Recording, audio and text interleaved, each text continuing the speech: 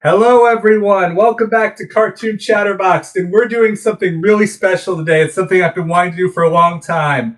We're going to go over the 50 greatest cartoons from 1994. It was compiled by a guy you might have heard of named Jerry Beck. He was the founder of Cartoon Brew and an animation historian. For the purposes of this list, a cartoon is defined as a theatrically animated short. Mm-hmm. I think it had to be 30 minutes or less. It was the cutoff as well. Yep, 30 minutes or less. There is a pretty clear U.S. bias. I mean, Jerry Beck knew what anime was. He helped with the dub of Akira, but he seemed to be pulling from a U.S. standpoint. And also, this was a time when CGI was seen as a novelty, so there's not a lot of that. Mm-hmm. I'm pretty sure there's one European cartoon on this list. It's a European Canadian co-production. But wow. It's pretty interesting to see. You run the gamut of the era. You go from silent film all the way up to fairly recent. Yeah, let me. So yeah, it goes from 1914 all the way to 1988. Right. But we're going to go. Yeah, we're going lickety split, and not to spoil too much, but Warner Brothers kind of steals the show. A little bit. Especially Chuck Jones. I did a tally of the directors and how many times they appear on here.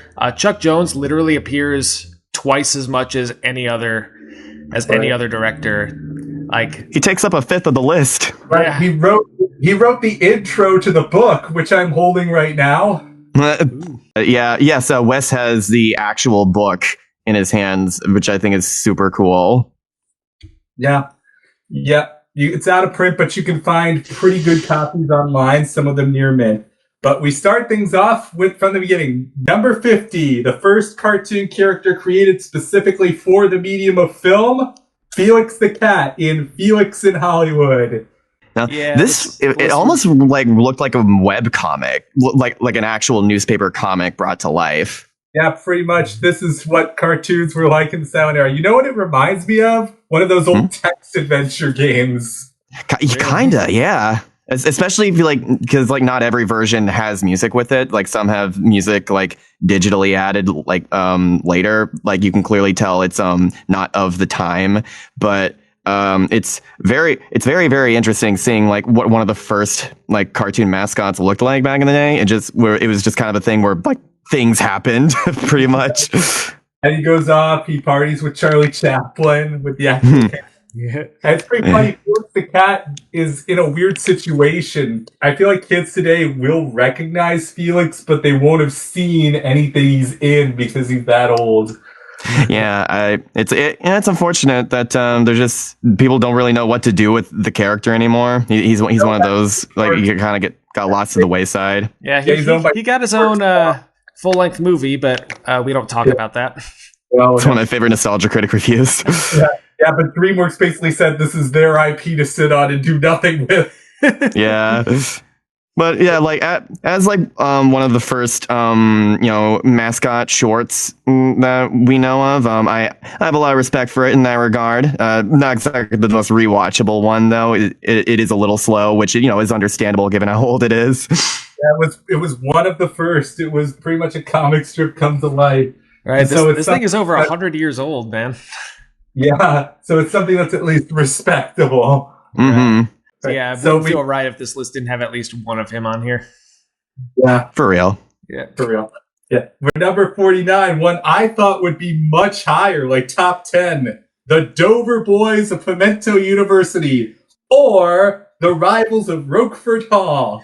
Oh, the Dover Boys. What took hundreds of shorts for other mascots to get iconic, it took one for these guys to become a mainstay. Exactly. I watched through this list from top to bottom, so this was the last one that I watched, and I was shocked that it wasn't higher. I was laughing my ass off, man. This is comedy gold. So funny. Every single time I see it lands. I think there should be a Talk Like Dan backslide day. My favorite part about like that iconic gag everyone remembers, like, I'll steal it, no one will ever know. It's like other cartoons, they probably would have had like an establishing shot of like him echoing and a bunch of like people like being like, what the heck was that? But no, they just they let it linger on like the yell and then immediately move on. They respect you enough to that you get the joke of like, man, he's not being very sneaky. No, I love the fact that they're talking so loud, but if you watch it on mute, you wouldn't think that they were talking any louder than just a regular conversation was. Yeah, the animation's so tame. And also, fun fact, Dan Backslide is the closest thing to Mel Blanc's actual voice. That makes sense. I've often thought there are times where I'd be like, if they ever brought Dan Backslide back, I could see Tom Kenny matching that a little bit, like with the way he gets a little nasally. Yeah, other than Dan Backslide, the next closest is Sylvester. Right. Oh, okay. Yeah, I guess mine is the lisp. Didn't this cartoon get like a full reanimated version from like... Yes, I was going to say that. So one of the coolest animators on YouTube, Zeril, who people know for his indie series, a chimp, something... Wait.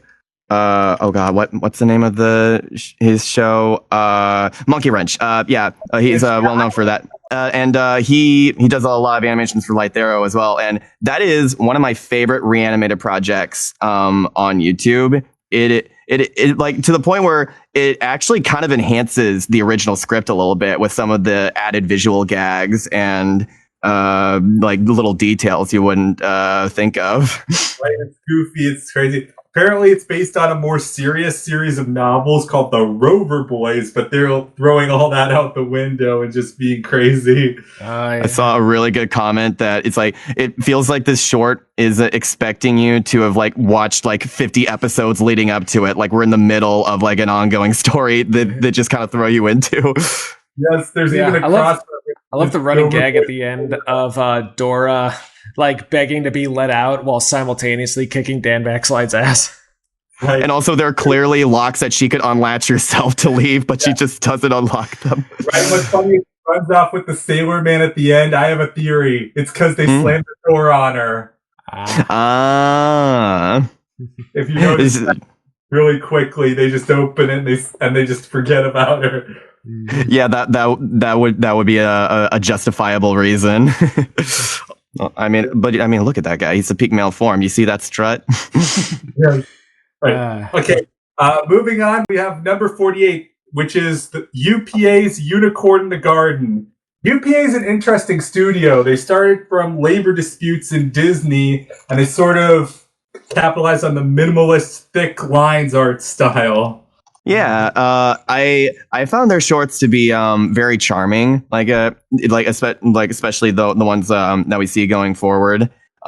This one is easily one of the tamest on the list. Like it basically has two settings: the garden and the house, and could not be more simple of a concept.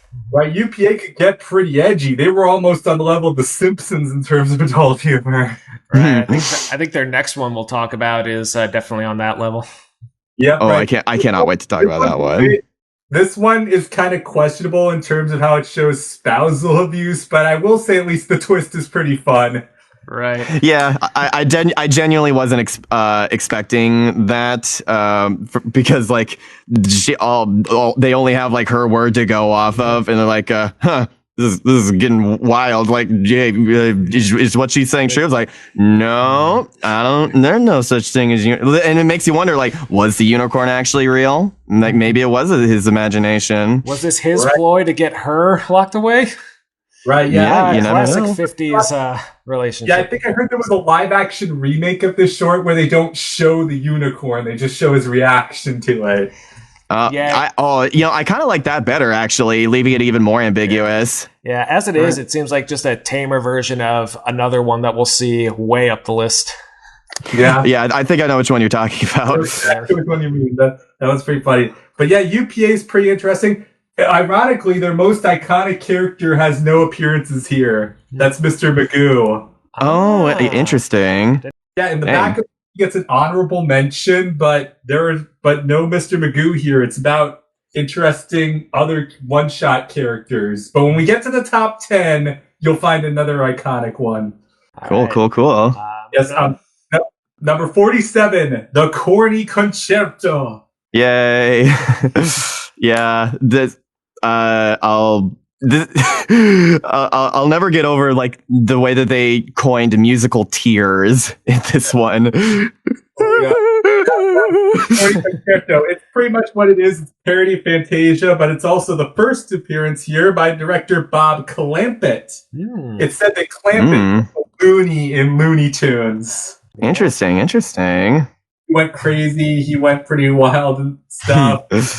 I think this is one of the ones. No, Bugs Bunny gets to Boyd earlier. That was the first time Bugs Bunny cross-dressed. Oh, so we have him to thank. Yep, pretty much.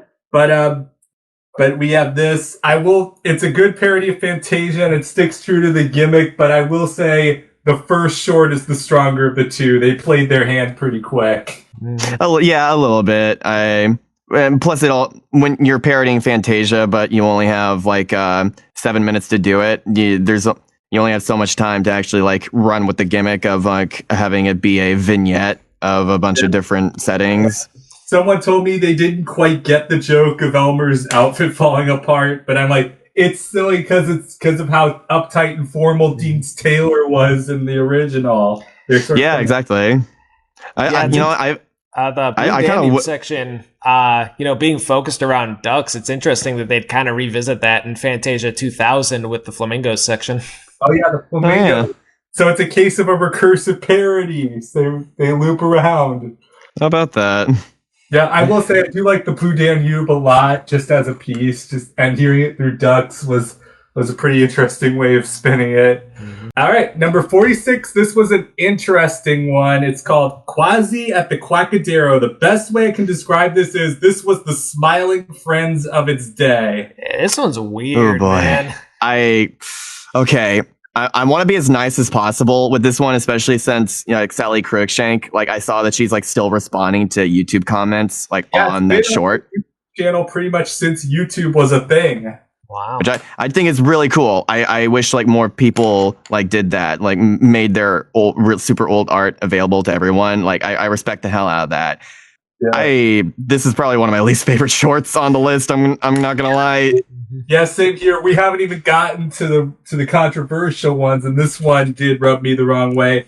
A lot of people praise it for being indie, and in the book, it's talked about how Sally Cruikshank basically took this all out on her own. She denied any drug use, by the way. Mm-hmm. Fair enough, but I don't know. I feel like. I think even somebody on drugs would have a hard time getting into this one. It's just, I don't know, there's something just very unlikable about like the designs, like the voice acting, the scenarios. It just, the whole thing just like gives me a really bad vibe.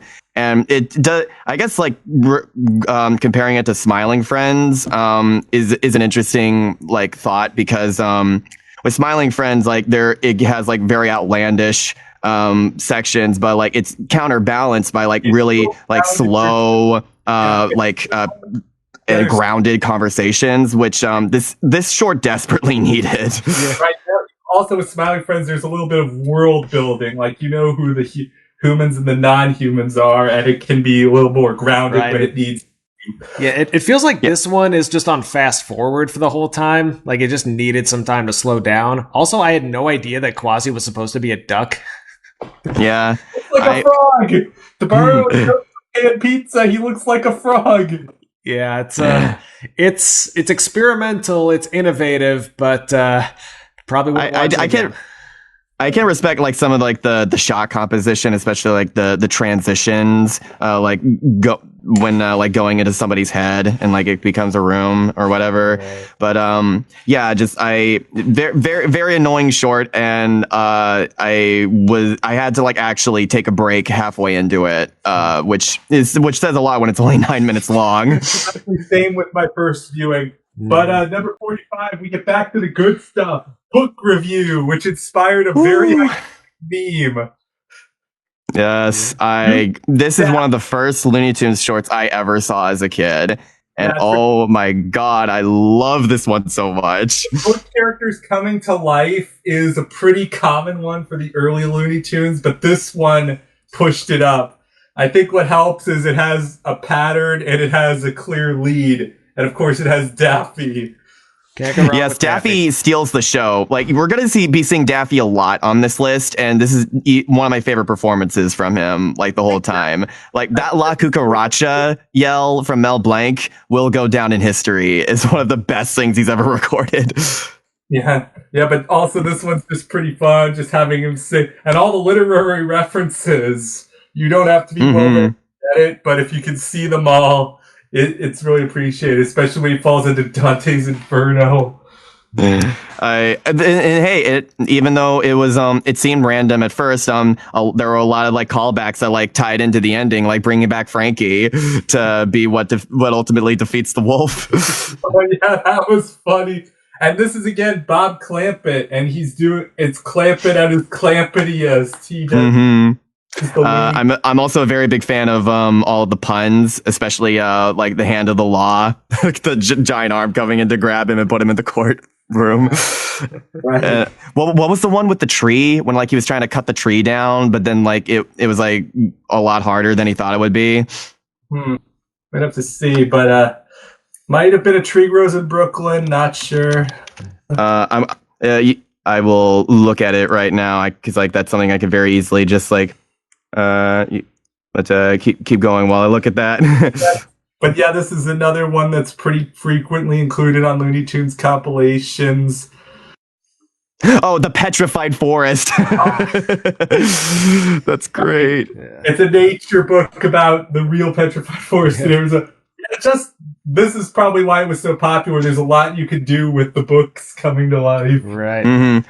Also, surprisingly, not going to be the last time we see Red Riding Hood on this list. No, not at all. We got more. Yeah. Number 44, the one that had some ties to Europe and was a European production, The Man Who Planted Trees. I'm not gonna lie, probably in my top 3 of the whole, like easily, like not even a contest. This is one of like the coolest like pieces of animation I've ever seen. I actually saved this one for last because I saw that it was 30 minutes. And man, what a note to go out on. I wish I had saved it for last. That would have been a great one, like final one to watch. Yeah, it's like a modern fairy tale about a man who gives it his all and does stuff just for no recognition or glory, just because it's the right thing. Mm-hmm. He's like was it based on a real person? I forget. I don't think so. But yeah, it does read a lot like Johnny Appleseed. Very much so. And I don't know, just like I thought I love like the few words relationship between the main character and the old man, because like it goes to show how mutual respect can like go beyond language, and like just like simply being like content with each other's company. And also just like there were so many interesting transitions and like visual image, like symbolism going on with all of the visuals. The fact that like every single pencil draw like every single frame is a pencil drawing, it like makes this thing like pop, especially compared to the rest of the list. Right. And like that whole montage of like how that like how poor and like awful that town is to live in, and especially like Christopher Plummer's narration over it, and like the like gangling, ghoulish looking imagery, like that's gonna stick with me for a while. Yes, it's definitely one of the more serious among them, but in a good way. It keeps you grounded, and it also just looks beautiful as it transitions through. This won the Academy Award the year it came out, 88, pretty well so. I think it's also the longest one here, just coming in right under the 30-minute mark. I think I'm pretty sure it's like not even close. I'm pretty sure the second longest one is only 13 minutes. 16, I think. Yep. But, yeah. But still, this one's just beautiful, man. It's so moving, and it stands out from all the rest. Now we go to number 43, the first of 2 Barber of Seville tributes, and the only Woody Woodpecker on here. Yeah, watching this really gave me a new revelation and understanding. And that understanding is that I don't like Woody Woodpecker. Oh, I hate Woody Woodpecker. You just angered the entire nation of Brazil. Sorry, Brazil, but like, if this short just ain't it, man. Oh my god, I wanted to punch this little thing like so many times. Like, I've heard people complain about like that live action movie that came out a while back, and I'm just thinking to myself, man, there's no way that it was as annoying as this one. Like, I refuse to believe that.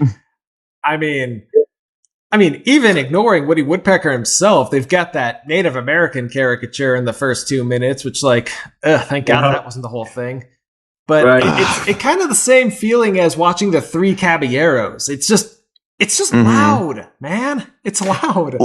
It doesn't help that like Mel Blanc is a good singer, but like the fact that they like pitched his voice up so much, like it even the minions like show more restraint than that. It is diabolically evil on the ears. And like it doesn't help that like both of the guys that he tortures, like they did literally nothing wrong. It was completely undeserved. That's the difference with Bugs Bunny. See, Bugs Bunny, he's never the instigator of the conflict. That's the rule. Mm-hmm. He's the retaliator. Yeah, like already like you're fighting an uphill battle with that, and I was just like, there had to have been a better Woody Woodpecker short. I'm just saying there had to have been a better one if he had to be on this list. Right. In the Lodge with the wolf, it's the only Woody Woodpecker that's public domain. That one has a few funny moments. Mm-hmm. I think they probably chose this one for the music. Number 42, we have a better musical moment. The only hearing, surprisingly, the Cat Concerto. Oh, I love That's my goat! That's my goat! Yeah. I thought for sure like Tom and Jerry's Christmas or the one the one with Nibbles would also qualify. But I mean, yes, this is the best Tom and Jerry. Everyone knows it. And it's actually has probably some of the best animation of instrumentals. Tom he's more or less correctly. For the first half anyway. Once it gets more complex, they just kind of abandoned that for the slapstick, which fair. I'll give him a slide. Yeah, pretty understandable. I can't imagine. I would imagine like the production was already taking long enough as is. So like once it got more absurd, they kind of needed to take more liberties. I don't know. I feel like they could have wrote a scoped list himself. Yeah, also he was probably dead at that point. Remember, once again, here is technically not just attacking Tom first. He actually gets into the performance at first. Right. Yeah, but like Tom just like wasn't into the fanboying. Like he couldn't be distracted by anything. But yeah, like this has some of the most iconic gags in Tom and Jerry. Throwing the keyboard case down, like making his fingers flat, and like the mousetrap gag, and like him trying to cut his finger with the scissors, and of course the entire sequence with like messing with Jerry inside of the piano, and like the horsey bit, like all of that. So many amazing slapstick moments here. And how it all times up to the music. The Hungarian Rhapsody 2 is lively and jumpy. It's almost synonymous with childhood. Mm-hmm. Perfect song. And Warner Brothers agreed that this was the perfect song to do a piano cartoon to with a mouse involved.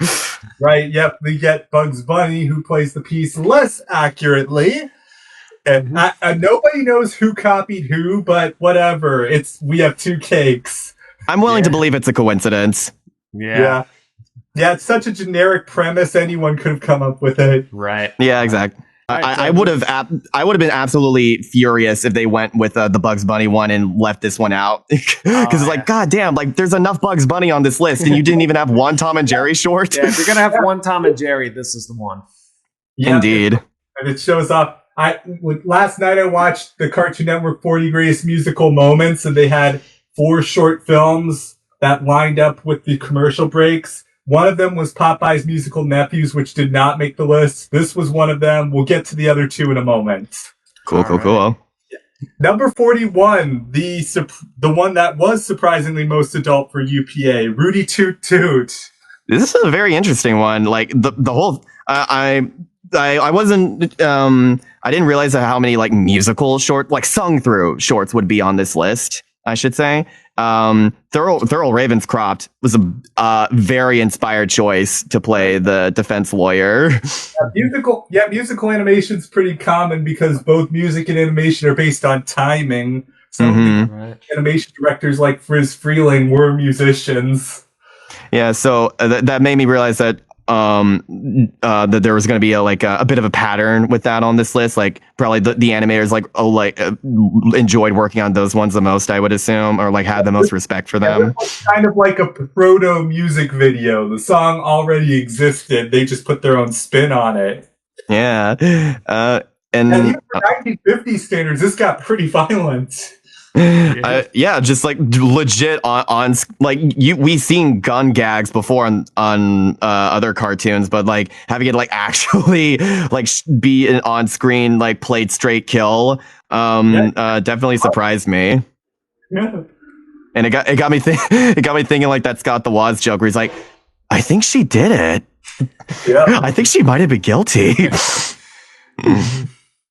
So also like I love the way the feet are animated too. It's almost like a ballet performance, like the way everybody's on their tiptoes the whole time, and like the way they move around is a very, very cool stylistic choice.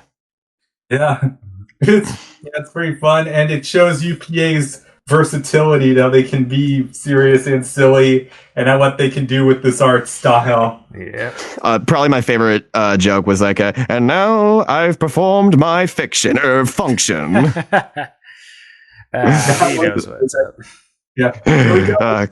Yeah, we ready to go for number 40? This is an interesting one. Mm-hmm. Admittedly, this was like one of the harder ones for me to find, like at least a good version of, but yeah, this was a very surprising one, especially like me realizing, oh wait, yeah, this is made by the Tom and Jerry guys. What the hell? Yeah, Hugh Hartman, Charles McGurl, they were part of Tom and Jerry, and they did something serious because it was 1939. It was we knew the world was gonna be at war, so this is like a cool it down sort of thing.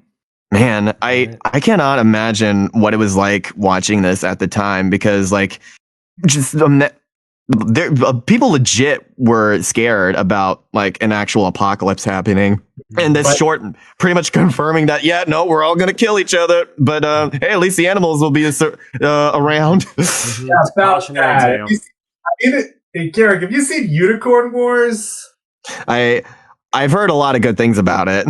Basically, it's like the sequel to the short, which shows the animals did not listen.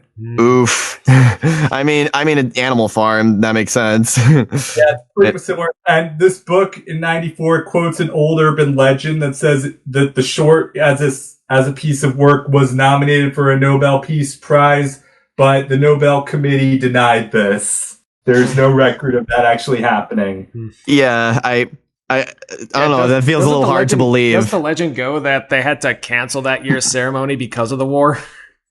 Yeah, I think so. Yeah, but it's like for some reason it's hard for me to imagine like an actual like just like a single cartoon short winning a Nobel Peace. Has that ever happened before? Nope, not to a work of art. The Literary Prize goes to an author for their entire body of work. It's like a life achievement award. Yeah, that makes more sense to me. So I don't believe that rumor for a second. Very, very like I wouldn't. In terms of like my ranking among the whole list, like admittedly this one probably goes like a little towards the bottom for the simple fact of like it's cool for what it is, but just like not the most rewatchable. Like I can appreciate like what it stood for at the time at the very least. Like aside from the shots of war, it's definitely one of the mellowest ones on here. Yeah. Is that Mel Blanc as the grandpa? I'm not okay. Hang on. So full disclosure, the first version I saw of this was the Hanna-Barbera remake. So I had to find the original. That was Mel Blanc as the grandpa. I couldn't even tell that was him. Wow. Oh, how about that? The first time I saw this short was actually on the Cartoon Network block Toonheads. They used to show it on Saturday nights, and it was kind of like a TCM-centered scholarly depiction of these cartoons. Interesting. I like the one covered otherwise lost media or obscurity stuff. I think that was the Christmas special they were showing it for, because this is Christmas. Damn, like every time I think I have Mel Blanc's voice clocked, he always surprises me with a new one. He really was the man of 1,000 voices. Yeah. Well, I was shocked at Pinocchio. I hope they paid him for Pinocchio. It's hard to do a hiccup convincingly. I mean, yeah, that hiccup is basically a stock sound effect now. It's been used in countless other media. Right. Number 39, we're back to the Looney Tunes here. Little Red Riding Rabbit. Oh, I love this one. This one is so fun. It might be my favorite depiction of Little Red Riding Hood herself. Yes, I was just gonna say that. Oh my, the actress that they got for her is so fucking funny. That's a caricature of a real actress, Cass Daly. Something you'll notice, most Looney Tunes are based on real people. I love her. She is so charming. It helps that like she's more annoying to the characters than the audience. It's very funny like seeing the wolf be like, yeah, big eyes, go on, scram. But like every single time she came back, it's like, hey, grandma. Like it's the kind of grating that's like fun, like something like Estelle Harris is the kind of actor that comes to mind when it's like you're annoying, but in a fun way. Or Gilbert Gottfried. Yes, exactly. Yep, she is absolutely on that tier. I just love the end where Bugs is like, I'll do it, but I'm not going to be happy in the morning. And just gets a gooch somehow replacing her over the fire, and then they share a carrot together in solidarity. Oh, man. Also, it's pretty early in Bugs' tenure. A lot of people say the modern Bugs Bunny came about in 1940 with a wild hair. So this is where he's starting to actually get into character. Interesting. Yeah, like some of my absolute favorite visual gags come from here, like especially the whole going in and out of doors bit, and the way it like lights up with the music, and just like there's so many like unnecessary times for that Bugs comes out of the door and just like goes into one closer to the wolf, putting itself in more danger, but like it doesn't matter because he can teleport. Classic. Love it. Yep. Number 38, we have a pretty funny one. It's basically a shit post. I can't believe this one exists. Bambi meets Godzilla. I was flabbergasted. I will say, despite the title, the best joke in this one, without a doubt, is Marv Newland, produced by Mr. and Mrs. Newland. Yes. That got a genuine belly laugh out of me. Yeah, didn't this only cost like $500 to produce in 1969 dollars? Holy wow. Let me see what that is, 500 USD in 1969. It's funny how even in 1969, both Bambi and Godzilla were considered old. I love that caption at the end, thanking Japan for loaning him Godzilla for this project. So nowadays, that would be $4,549. Wow. That's even that seems like a lot to me for what we got here, but I appreciate that it's short and sweet. It gets to the point. It doesn't linger too much. And the fact that it apparently inspired the Monty Python bit of like the foot coming down during the title sequence in Flying Circus is very interesting to me. Yeah. I love how they used the piano chord in The Day in the Life for that. Yeah, they did. Yeah, it says here Mark Newland made Bambi Meets Godzilla in a house he was renting from Adriana Castellati, whom you may know as the voice of Snow White. Huh. Oh, wow. And while attending the Art Center College of Design in LA, which I think is part of Cal Arts now, he didn't get a crucial shot of sunrise for his live action short, so he just drew this in 2 weeks. Nice. Yeah. And with that, our commentary is longer than the short itself. I know, right? This would be such a good like shit post today. Like it reeks of like something you would see on a skit channel on like YouTube Shorts. Right, or like an Adult Swim interstitial. Yeah, or even a Robot Chicken sketch. All right. Number 37, we have Bimbo's Initiation. This is the first appearance of Betty Boop. It's so old, she's still a dog in this. I'm not gonna lie. I had no idea who Bimbo was before watching this short. This was my introduction to him as a character. And This is a very cool short. There's some like really impressive animation techniques in here, especially the bit where he's like going down like the castle corridor and he's like going like through the obstacle course. Like there's like I could tell there's like a bunch of like tracing going on and like a lot of like staging that has to be like kept track of. Like it looks like really arduous work that they did to make this whole thing come to life. The Fleischers pioneered the rubber hose animation. They did really high multi-dimensional sets. They were pretty ahead of their time. They did the multi-plane camera before Disney. And this short also spawned a meme. Oh yeah? Yeah. Oh, wait, which wanna be a member? Oh, I didn't realize that was a meme. That is like stuck in my head. I'm not gonna lie. Yeah, on an old forum I used to go on too when they were trying to get new people on. They had wanna be a member. I also love Bimbo's voice, like no, and just like the reactions his voice actor had the whole time, like oh jeez, oh no. Like something, there's something very like he's a very rootable character in this whole thing. Like you kind of want to you want to see him like get out of this hellscape. Because I didn't know who Bimbo was, Betty Boop like being there the whole time, that was a genuine twist for me. I did not expect her to show up whatsoever, so I was like, oh shit, what are you doing here? It's because I think she was supposed to be Bimbo's partner at the time. Fleischer Brothers started in 1929. Their first mascot character was Coco the Clown, whom we'll get to later. Mm-hmm. Yeah. But then came Bimbo, and then Betty Boop, possibly on the back of this short, came around. And she's still in this. Was this Betty Boop? What was Betty Boop's first short? I'd have to look that up. This might have been her second or third one, possibly. Yeah, because then she was later a human. Oh, she was designed by Grim Natwick, whom you may know as the dragon from Cuphead. Oh, sick. Grim Matchstick. Yeah, Betty Boop was from Dizzy Dishes. Yeah, cool. The character is public domain now, since that's short, just said public domain, which explains why they had the Broadway musical. Oh, interesting. Betty Boop hasn't made a major appearance since Who Framed Roger Rabbit. Now's the time. I guess, yeah, pretty much. I'll get more into my thoughts on Betty Boop as a character when we go further down the list. Number 36, another classic one that should be higher. Feed the Kitty. I'm surprised this one was this low. This is just heckin' wholesome. That's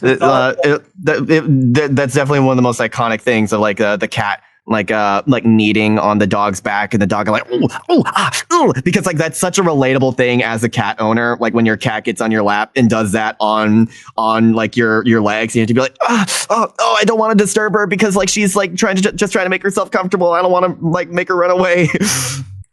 Yeah, Mark Antony and the cat are really believable and really nice. It's funny how even in this funny short with live jokes can still get pretty heartwarming. Mm-hmm. Like in the scene with the cookies that Monsters Inc. hilariously homage.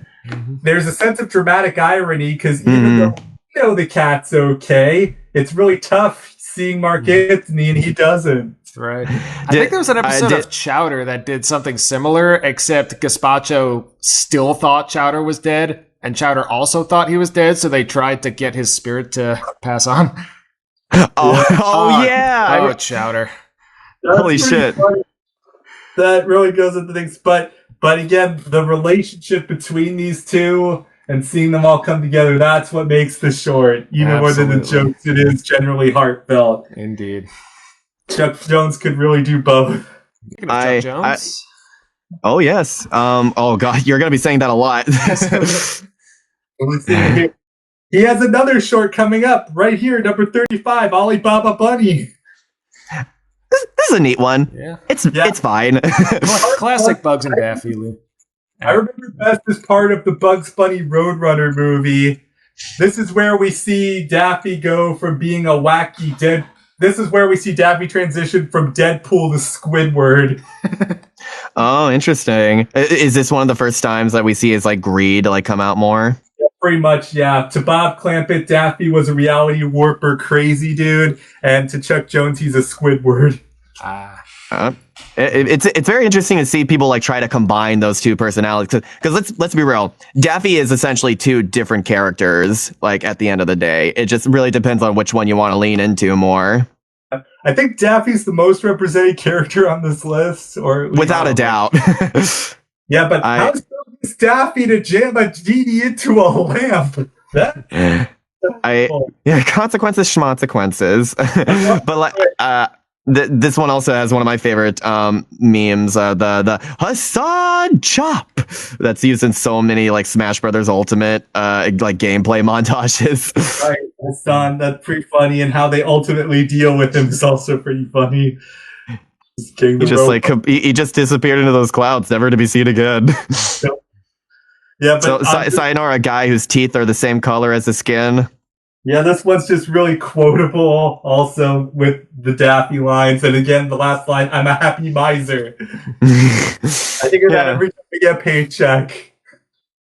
And I definitely like seeing Bugs and Daffy on screen, like any chance I get to. So kind of, I think this is like the only time we see the two of them together on this list. Now that I think about it, or besides Rabbit Seasoning.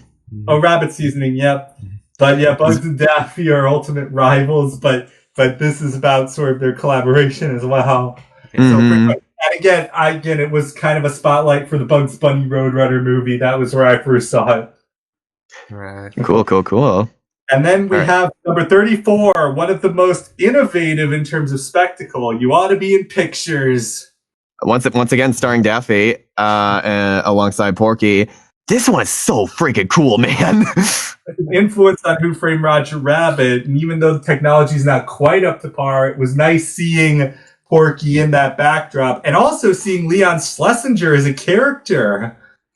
I mean, I haven't really thought about Leon Schlesinger like that much as a person, because like, you know, you always like see his name on there in the producer credit, but it was cool like seeing him like put it like front and center in a short like this, and almost in like kind of a Lorne Michaels type of role whenever he interacts with the castmates. And you know, I liked him looking at the camera and be like, oh, he'll be back, which is why he like didn't destroy the actual contract. But I was kind of surprised that also like I think everybody outside of Leon was dubbed over by Mel Blanc. I think you're right. So too. And then you had them breaking off into things, and you see Porky driving, and you see things getting thrown by him. That's pretty good stuff to make the cuts. Mm-hmm. I was honestly very impressed. I think that it helps that it's in black and white, which helps it be a bit more believable. The idea that the animation is interacting with the real world, with it, you know, being like an early period of technology. So that was definitely a good direction for that. And the book is of Porky and Leon shaking hands. Pretty interesting moment. It's almost seamless, this photo. Yeah, for real. And yeah, this was a interesting like early look at Daffy being a bit of a selfish prick like towards like the early stages, and it was nice to see Porky like get one over on him in the end, and managed to like get his place back in good old secure employment, which is something we all strive for in the entertainment industry. Yes, pretty cool. Number 33, pretty interesting one. It's a bird. It's a plane. It's Superman. And so I have not really seen many of the Superman cartoon, like Fleischer shorts, and I saw them a lot as a kid because my parents got bargain bin VHS tapes for a while, and they were there. There are 17 in total, and they're all public domain. You can see them pretty quickly. This was probably the inspiration for the DC universe of the or at least the Superman animated. That makes sense, because like I can see a lot of different cues being taken from it, like even the character designs themselves. It feels like the animated series from the 90s was very true to that art style. And kind of interesting knowing Fleischer to see them do something a little more realistic. It was a couple. Yeah, it's basically like seeing like what if Superman was treated like Popeye more often. Right. And they follow a lot of the same formats. Superman finds bad guy, Lois gets kidnapped, Superman saves the day, Lois just barely doesn't know he's Clark Kent. Yeah. A news report or something is written about it. Clark winks at the camera. Yep, pretty much. They all play out this way. They have the mad scientist. We never see what happens to the bird, though. He just flies off. Yeah, he's off living his best life. Just doing bird things. Right, yeah. He's like, you can't put me in jail. I'm just a bird. Yeah. But also in the book, they describe Superman getting quote-unquote killed off in Doomsday. Not even a year after they brought him back. Wow. Don't you know, nobody dies in the comics. Nobody's ever really gone. Right. But yeah, very, very cool stuff here. I especially appreciate the way building destruction was animated, and the way Superman like interacted with the laser beam. That felt very true to the early, the pre-crisis era of Superman, and how just like he could basically just like punch any problem away, and that's what we love about Superman. Pretty early. A simple solution to a complex problem. Ties in with the golden age of comics. This was contemporaneous to that adaptation. A lot of the other ones are throwbacks, but no, this was contemporaneous Superman, and so pretty interesting look at the time. Also, just like very, very, very bold of him to choose to change his costume while still inside the Daily Planet and just hoping that nobody sees him. He didn't even use his super speed. He just like very casually snuck around like on his tiptoes, like, oh gosh, I hope nobody hears me. Would do the phone booth, but it's kind of interesting. Yeah, so like very cool. This is unironically a great like introduction. Like for anybody who doesn't know who Superman is, like this one is a fairly good like look at his origin. Yeah, it was my introduction to the character because I was a kid, and then later shorts also had the faster than the speeding bullet, more powerful than the locomotive, able to jump tall buildings. Intro. Which honestly is so tame compared to the shit he gets up to in the comics nowadays. Yeah, the modern Superman is closer to Omni-Man. Oh, like honestly, like even that's underselling him. It gets like freaking like breaking the bonds of infinity like type problems he's going through, and like be able to smell. One of my favorite feats is like when he's in like the Justice League space station. He's like, by the way, I could smell some brownies from Idaho, like even though we're in space. Yeah. Number 32, it's the most recent short as a publication of this book, even though the song it's based on is super old. The Cat Came Back. Yeah. This is a really cool, interesting one. I knew the song before I saw the short. We actually learned about it in an elementary school music class, and we broke off into groups to just write like our own additional verses to it, like how the cat gets away and then it just comes back. It was cool. Right. But yeah, this is kind of like one of those classic ones. There's a similar Looney Tune about Daffy bringing in a mouse to torture Porky at a hotel, but no. I think by the third one, the one after the rail car, I think that's where I was like, yeah, the cat has it in for this guy.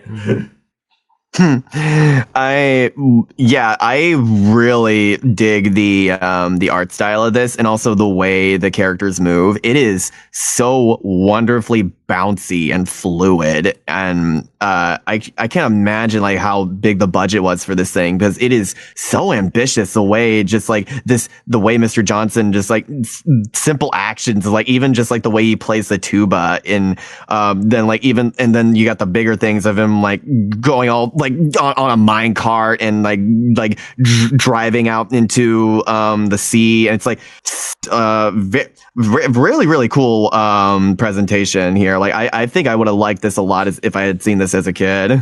Yeah, it is pretty funny, and it just how it goes all out and just goes to the big extremes.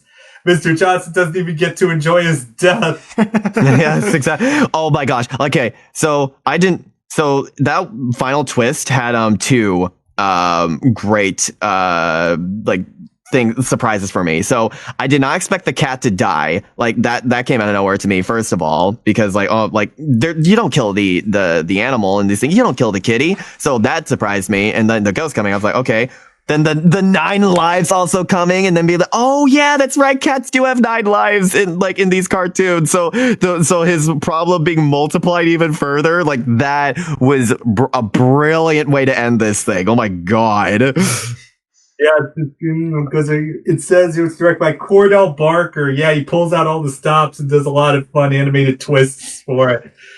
Also, holy crap, like that yell, like even at the very beginning, like, what?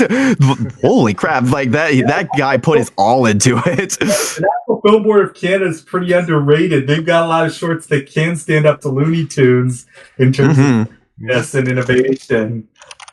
I was very happy to see, what was this, a Canadian production? Yep. Yeah, like it's nice to see some stuff outside the US on here. Right. One of the honorable mentions was Leo the Butcher, which was done by a guy you might know, Danny Antonucci. It's funny. I actually don't know who that is. He made Ed, Edd n Eddy.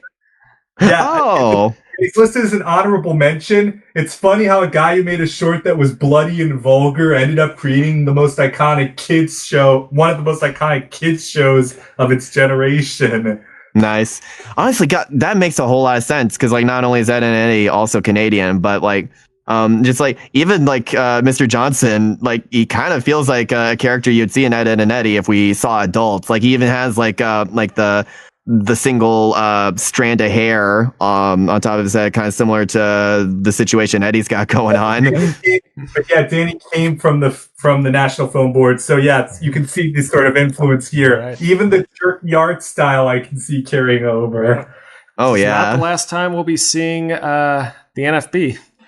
Right, number 31, one that I love even more as an adult than as a kid, the Scarlet Pumpernickel. As a writer, I related to this one on a personal level. Just getting people to read my writing and to find out how to escalate it, and also trying to build to a satisfying ending when I didn't have one. Yeah.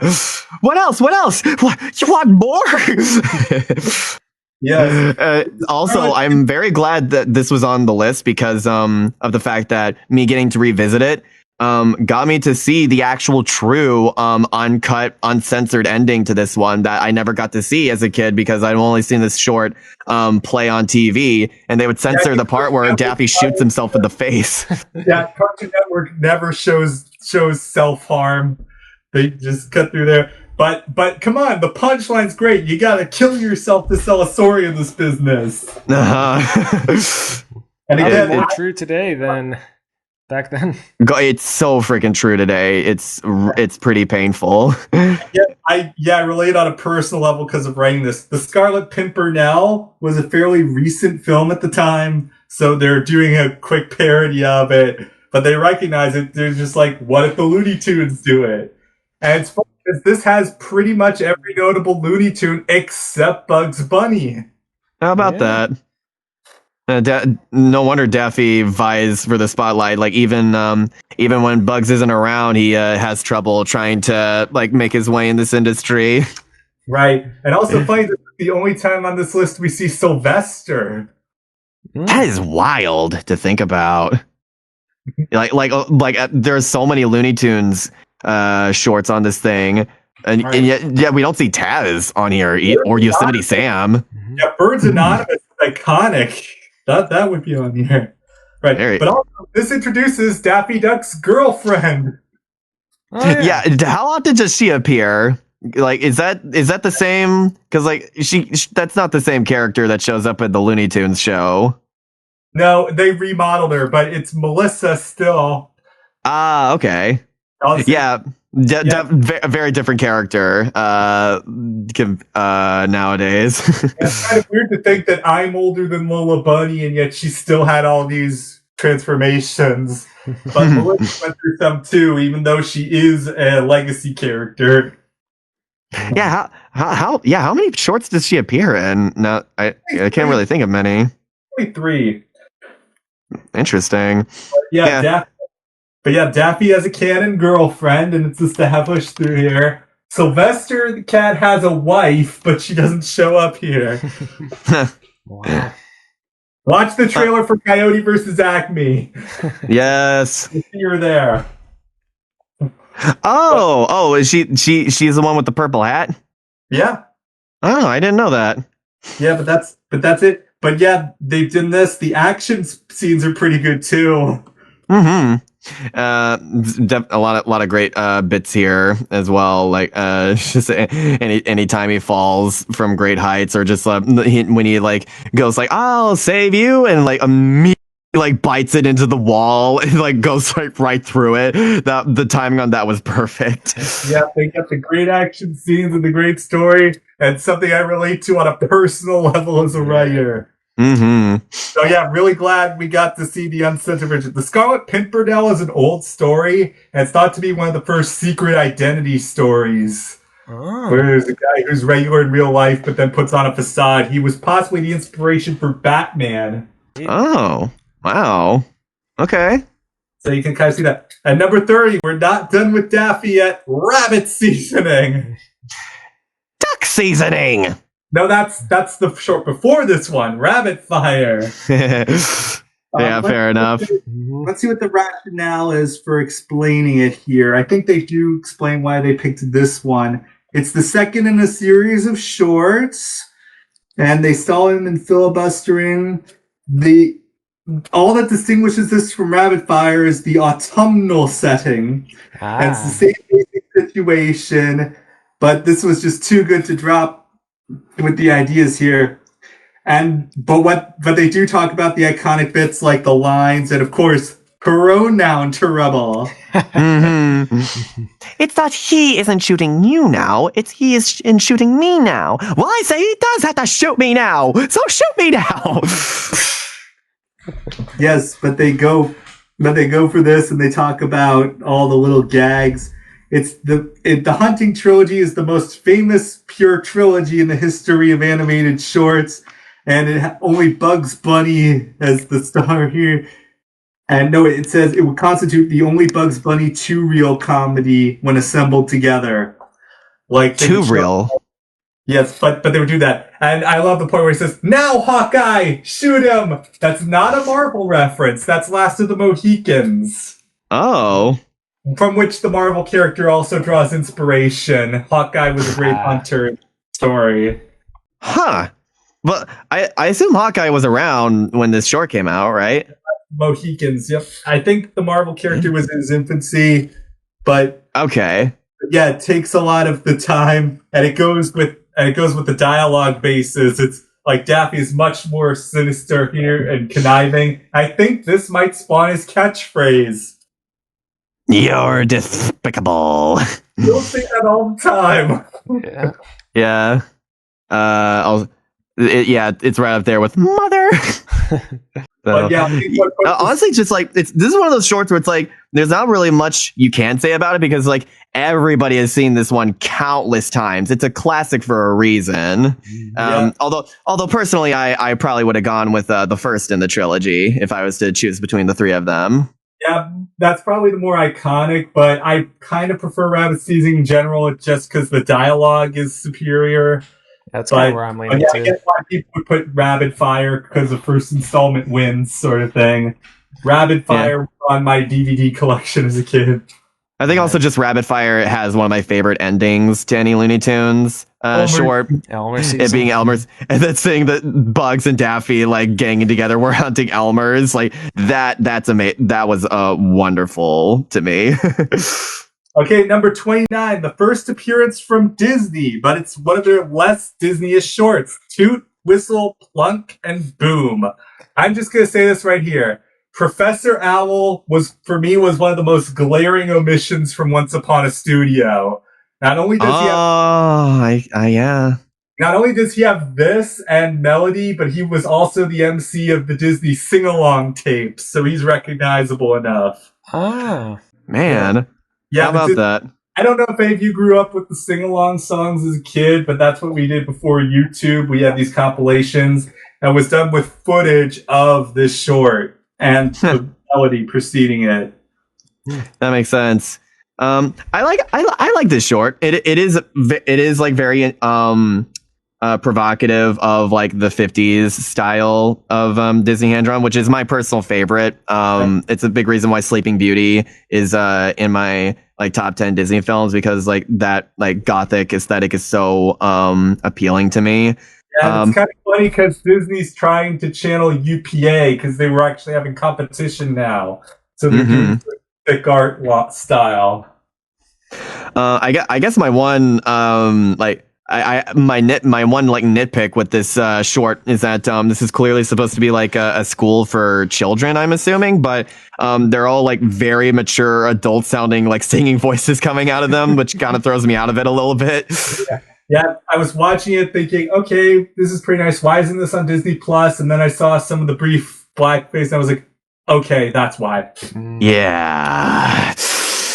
Unfortunately, that's going to be like the tamest bit of like neck tug tie pulling that we're going to get on this. Digress. Fun short showing how the four instruments all come together and what sounds they make, and a lot of the history does check out, and it is pretty charming. It helps that the song is pretty fun and well organized. Yeah. Yeah. Archive.org has the Wonderful World of Disney cut, where they extend it to about an hour with other shorts, so you can see this and Melody back to back. Ooh. I see. Is that the one with the German guy on it as well? I think so, yeah. And Professor Owl, I don't know if voices him here, but in the sing-alongs, it was Corey Burton. Yeah, here it's God, I always forget his name. It's Smee. It's the Smee guy. Oh, Smee, right? Yes. Bill Thompson. Bill Thompson. Yeah, that's right. That's him. Very distinctive voice. I love that guy. But Corey Burton, like all his impressions, is almost spot on. Yeah, he does such a good job, like keeping that old style of voice acting alive with the legacy characters he plays. Yeah, like my mom was fooled when she heard him as the Magic Mirror. She's like, "That's Hans Conried. That's got to be his voice, but it can't be him. He died a long time ago. So who is this guy?" No, do I have a story for you? Yeah. Number 28. The one appearance of Droopy Dog here, Northwest Hounded Police.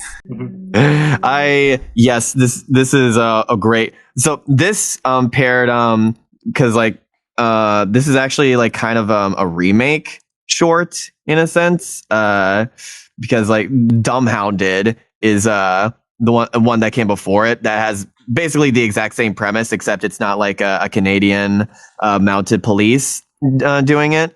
So honestly, it kind of comes down to personal preference, which one you like more, because they do a lot of the same gags, but there are like some like slight differences, and they have like different twist endings as well. Picture they're showing the book is of the wolf running out of the film strip. Yeah, I think that gag is in both of them, which is, good. I love that gag. Droopy, probably next to only Tom and Jerry, is the most iconic MGM character. Very good, for a very good reason. That running out of the film gag, by the way, is like really good for power scalers, because they use that as justification to scale other characters to infinite speed. They're so fast that they run outside of their own realm. I think Popeye won a death battle based on that. Yeah, and like the fact that he attacked his own animator. Right. But yeah, we have this guy, and it's directed by Tex Avery, his first appearance here. Tex, Looney Tunes. He created the modern vision of Bugs Bunny, but he felt kind of restrained and held back. So when he went to MGM, he got to go hard. I am very happy that they let him just like cut loose, because his style is wonderful, and is very, very awesome. Like seeing that whole thing just like be like so many wonderful like conventions and inspirations that people take from this guy's style. And is kind of the epitome of dry humor. He does all this insane stuff. He breaks physics and does cartoon illogic. but he still keeps that same dry monotone. Mm-hmm. No. Honestly, I think that might be another one of the reasons I might slightly prefer Dumbhounded over this one. Is because of Tex Avery did the voice for Droopy in Northwest Sounded Police, but I do think I would have preferred I do prefer Bill Thompson because he is like the original, like the originator of the voice, so it's kind of hard to beat that. But yes, Droopy does all this stuff and he goes crazy. It's funny, Tex Avery has all this influence, all these crazy shorts. This isn't his last one on the list either, but the only short in the National Film Registry he has is Magical Maestro. Really? Weird. That's bad short. It's pretty fun, but that's really weird. Yeah, it kind of sells him short. I would not have. Wow. Okay. Dumbhounded before that. Cool. Okay, so I guess last thing I want to say about this, which ending do you guys prefer? Like when it comes to like the two of these, I like the Droopy clones. I thought that was pretty funny. Mm-hmm. Me too. Yeah, I guess part of me kind of likes the fact that Droopy is actually an all-powerful, like omnipotent being that can be anywhere, like unironically, and I appreciate the line of like, "That's right, folks. I do this throughout the whole picture." And then like seeing him like get super excited and firing off guns when he gets the prize money. I'm happy. Reminds me of Cecil Tortoise, who said basically the same thing. Yeah. All through the picture. Cecil Tortoise, one of the few people who recorded a W on Bugs Bunny. Yeah, it's a very impressive feat to have. Yes. All right, number 27, a pretty interesting one, Clock Cleaners. Yeah, this is one of the ones I'd seen as a kid many years ago, so like I kind of remembered a little bit of it going into it, and I was like, oh yeah, I remember this one now. And this is it ends on the bit of them all like being stuck in the clock rhythm at the end. Yeah, like very, very cool one. I like a lot of the visual gags here. Yeah, it has some good visual effects, and it's nice seeing the trio together just doing their thing. Even if I kind of think Lonesome Ghosts might have been better here because it's the more iconic short. I would have 100% picked Lonesome Ghosts over this one because a bit of an issue with this one is that like the trio is there, but they're just like kind of doing their own things for the most part. We don't get to see a whole lot of actual interaction between the three of them. Like we don't really get to see their chemistry in full force. It's just like it's almost like three separate cartoons like going on at the same time. Which it's good for what it is, but I prefer Lonesome Ghosts a bit more because like we actually get to see them like talking to each other more. Yeah, it's been a while since I've seen that one. I didn't grow up with this short. I grew up with the similarly named Boat Builders, which kind of runs the same gamut as Clock Cleaners. A child can do it. I had that one on VHS, and I watched it over and over. That's a good one to get addicted to. Clock is impressive for its visual effects and for its world. Mm-hmm. I particularly like the sequence of Goofy just sleepwalking on all the construction equipment. Yeah, I think this one might be a bit of an overrate, but still pretty good and still worth watching. Number 26, we have another great Mickey Mouse short, The Brave Little Tailor. Mm-hmm. I will forever be indebted to this short for predicting one of the most annoying memes of the year. Yeah. How many? 6? 7? No, this scene, it's funny. This short is not remembered for the giant, particularly. Animation historians like to point to the recap scene where Mickey's talking about the flies, because that's animated acting. It's where you animate the character and his movements to correspond with things. Yeah, Mickey is great in this one. I love his stage presence throughout this whole thing. Like even beyond the whole him like taking down a giant Kratos style is very cool to see. But just yeah, like even like towards the beginning, he's just like a very like relatable protagonist that thrust into this like insane situation from a pretty believable misunderstanding, considering the cartoony world that they live in. And it was the sense of scale, how they have the large castle and the giant alongside Mickey, who's a mouse. Mm-hmm. So a perfect like David and Goliath visual for us to be beholden to. Mm-hmm. And yeah, it honestly made sense that this guy's got so much unintentional riz that a princess was ready to marry him like right from the get. Like the moment, like I clocked it. The moment that Mickey walked in, I saw those romance eyes on Minnie right away. Like I'm just imagining the same song sequence going on in her head that happened in the Three Musketeers short the first time she saw Mickey. The Romeo and Juliet theme by Tchaikovsky, that's the piece you're thinking of. Yes.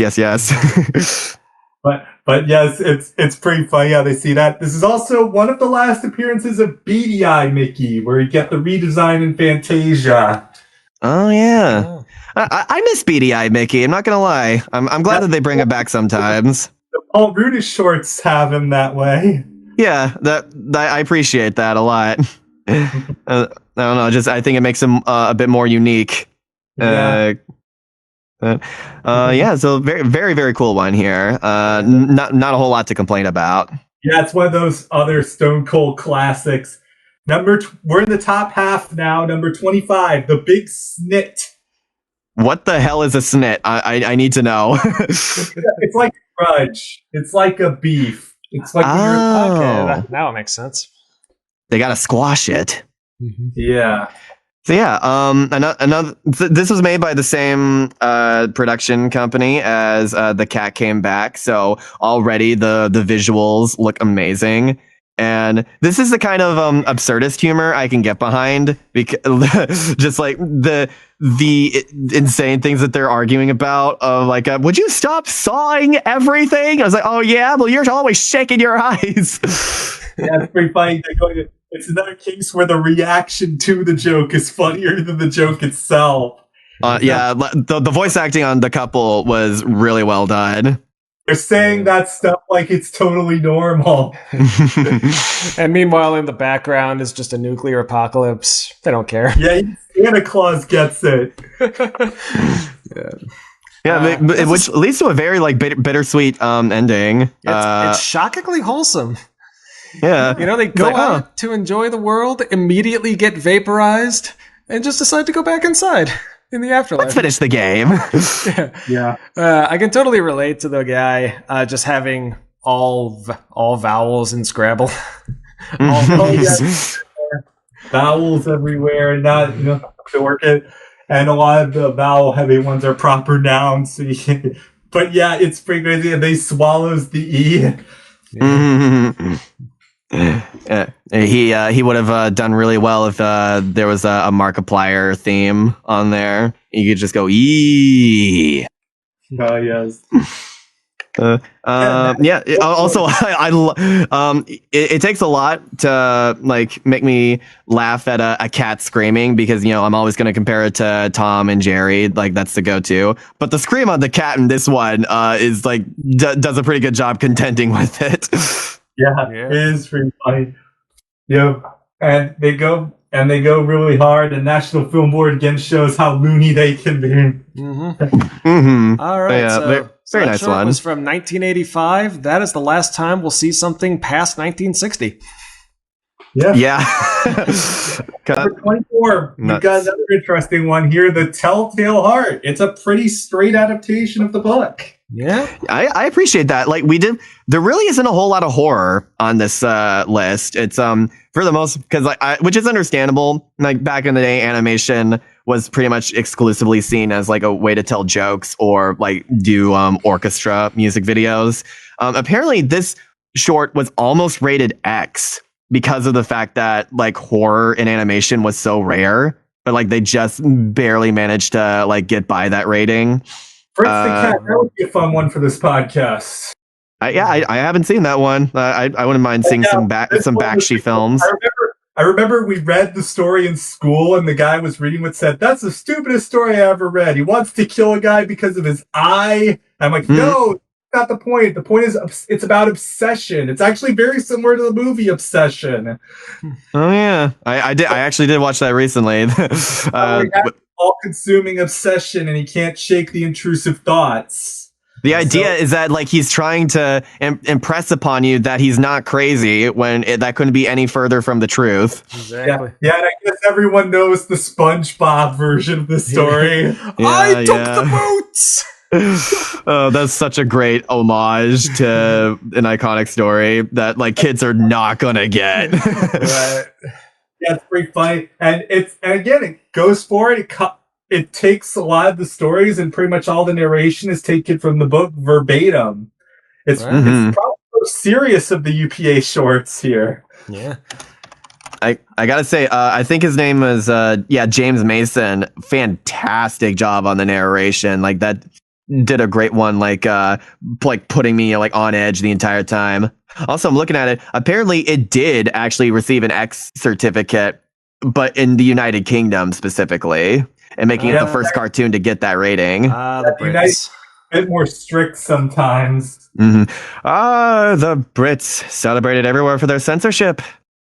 Yeah, but you get but the story is pretty to the point. You don't get too much about the narrator's occupation or even identity. So, and this one also lets you fill in the gaps because you don't see the narrator. Yeah. You just hear his voice. Yeah, I think this might have been the first one on the list going from the top down that's not a comedy. I guess with some of the other ones, you could argue that they're meant to be like dramatic in a sense, or just an interesting art piece. But very few of them, I think, are intentionally trying to like scare the hell out of you. And this one, it's impressive how this one does it with like very few. There's like very little actual animation in this one when you're watching it, but they do a lot with very little. That's UPA's whole gimmick, doing the minimalist style, and they do it pretty well here. Yeah. We ready to go to number 23? This one's a fun one. All right. Little Rural Riding Hood, the second of the Red Riding Hood shorts. But why are there so many Riding Hood shorts on this thing? What's funny is there's a short in between this one, Swing Shift Cinderella, that did not make the list. Here's the same dance scene in this one from Swing Shift Cinderella. Right. Interesting. I'll give this one credit. It manages to like be a little bit unique. The fact that there are two wolves, and like one's like upper class, the other's from the country. It's almost like it's doing the country and city mouse story, but like of course in the most Tex Avery way possible. Right. It's a fun contrast and idea, but also with this being yet another Red Riding Hood, it's just crazy how they can milk this premise. Yeah. So that part of me like makes me feel a little like I hate to say salty, but like that's like the best word I can come up with. It makes me a little salty, like seeing so many of them on this list. When I'm like, okay, you could have done just one, and that people would have been fine with that, or two. I feel like if there's any you could cut, it's probably this one because let's face it, it's just a retread of Red Hot Riding Hood. Just without the ending of that, we'll get to. Yeah, it has a few like good, like unique gags again, like that you get from the fact that there are two wolves instead of just one. I do enjoy the fact that the country wolf is voiced by Goofy. Oh, yeah. Very, very, very good get there, and the twist of the city wolf going crazy over the country gal that did catch me off guard. So I'll give them points for that one. Yeah, when rewatching this, you'll be surprised at how adult a lot of Avery's cartoons got. I was like, I wanted to watch this when I was 8. But yeah, for me, this is more of a middling one, maybe lower on the list, just because it does feel kind of recycled. Yeah, and Nick, I agree. If I could cut one from this list, it would probably be this one. It's very much a filler choice, in my opinion. Yeah. It would be like if they put both Northwest Hounded Police and Dumbhounded on this list and be like, guys, you could have just picked one. Yeah. Oh, we got 2 back-to-back controversial ones. We got some edgy ones coming up. We got there lightly. Number 22, the only Donald Duck short to win an Academy Award, Der Fuhrer's Face. The Nazi Donald one. Yay. The one that if you don't know the historical context behind it, you're going to be very, very confused. This was this is probably arguably the most iconic propaganda short of all time, like from that era. And personally, if I had to pick one propaganda short, I would have done the one where Hitler's flying the plane and he gets trolled by a bunch of gremlins. Right. I prefer that one a little bit more. Mm-hmm. I would like Air Meets Hair, where Bugs Bunny pulls a fast one on him. That's actually where the left turn at Albuquerque comes from. Huh. Fair enough. I take this short out of context. The whole point is it's a nightmare Donald's having. Yeah. In there. If anything, this cartoon did not go far enough with the satire. Although it did manage to throw in some Japanese offensive caricatures in there as well, so they got that going for it. The song is actually pretty catchy. That's what's evil about it. It's so catchy, but like I have to stop myself from singing it out loud because the lyrics are horrible to say out loud. if you don't know what the person's like referencing. Yeah, well, to be fair, they do blow a raspberry at the end of every line. That's what it to be. So yeah, it just you very much have to like if somebody catches you singing that, you have to be like, no, I'm referencing a Nazi cartoon. Yeah, but the song was wait, what? The song was written by Oliver Wallace, who also co-wrote Pink Elephants on Parade. That explains so much. Oh my god. Yeah. I mean, for me, you take out the propaganda element and just look at it as a piece of art. It's just a kind of a typical Donald Duck cartoon. Yeah, I thought it was funny how someone said, "Oh wait." No, someone was looking at like Sylvester and Tweety Mysteries and said this implies World War II existed in Looney Tunes. Dude, buddy, there you ain't was seen nothing. World War II propaganda featuring these characters. They're older than you think. Yeah. You ain't seen nothing yet. Mm-hmm. So yeah, I can very much see. I can respect the fact that we are able to view this one still and like have it be like a time capsule of what the world was going through at the time, like when these propaganda like pieces were considered necessary for getting people motivated about like the world events going on at the time and to get your kids indoctrinated too. Yeah, it came out in 1943, right in the middle, right during Stalingrad, when the war was still a toss-up and could go either way. So there was actual tension. Right. Well, thankfully, that's the last controversial tune from 43 we'll be seeing. So, what's next? No, not so fast. Right after that. Can I say it? Should we skip this? Should we skip this one? I'm not gonna lie. And dwarves. Part of me is wondering like if we'll get in trouble just like even discussing it. I mean, it's racist AF, man. It's so fucking racist. Yeah, but also, to be fair, Bob Clampett was a fan of Duke Ellington and was inspired to make a jazz-themed cartoon from Ellington. So a lot of this comes from ignorance rather than actual prejudice. That doesn't make it any more comfortable to watch, though. My thing is that, geez, you made this out of love? I didn't see what you make out of hate. But like, funnily enough, it's like honestly, what's crazy about this is that the offensive humor isn't even exclusive to black people. Like the thing that made my jaw drop the most was the one gag about how it's like Murder Inc. will rub out anyone for $1, and then it says, God, I don't even know if I can't even say it. It says little people half off and Japanese people free. Yeah. But like that's not what they say on the sign. Also war propaganda. Yeah, because like it also did like take place in like a military aesthetic because Yeah, So, there's but like one thing I will say about this is I thought it was a fun twist how Dopey wins. yeah, he's like and he says it's a military secret. We all know what that joke means. Yeah. But I will give this one credit. It did have one joke that I liked of when they fire off the warhead at the witch, and then it stops like midair, and then Dopey comes out of it and bangs her on the head with a hammer. That got a laugh out of me. That was pretty Good funny. visual humor. Yeah, Bob Clampett did all his loony stuff, but this one's censored for a reason. Look, Yeah. I'll give DeFuhrer's face credit. At least there was a point to it being as offensive as it was. Like it was propaganda, like meant to like get people like like motivated for war. You cannot have that same excuse for this one. Yeah. Because like yeah, sure, like the military part is like a part of it to an extent, but like how does this motivate people to like fight against the Axis powers at any way? Yeah, there are 11 censored Looney Tunes shorts that were censored for being derisive to black people in particular. They were reruns in 1968 and have never had official home media releases.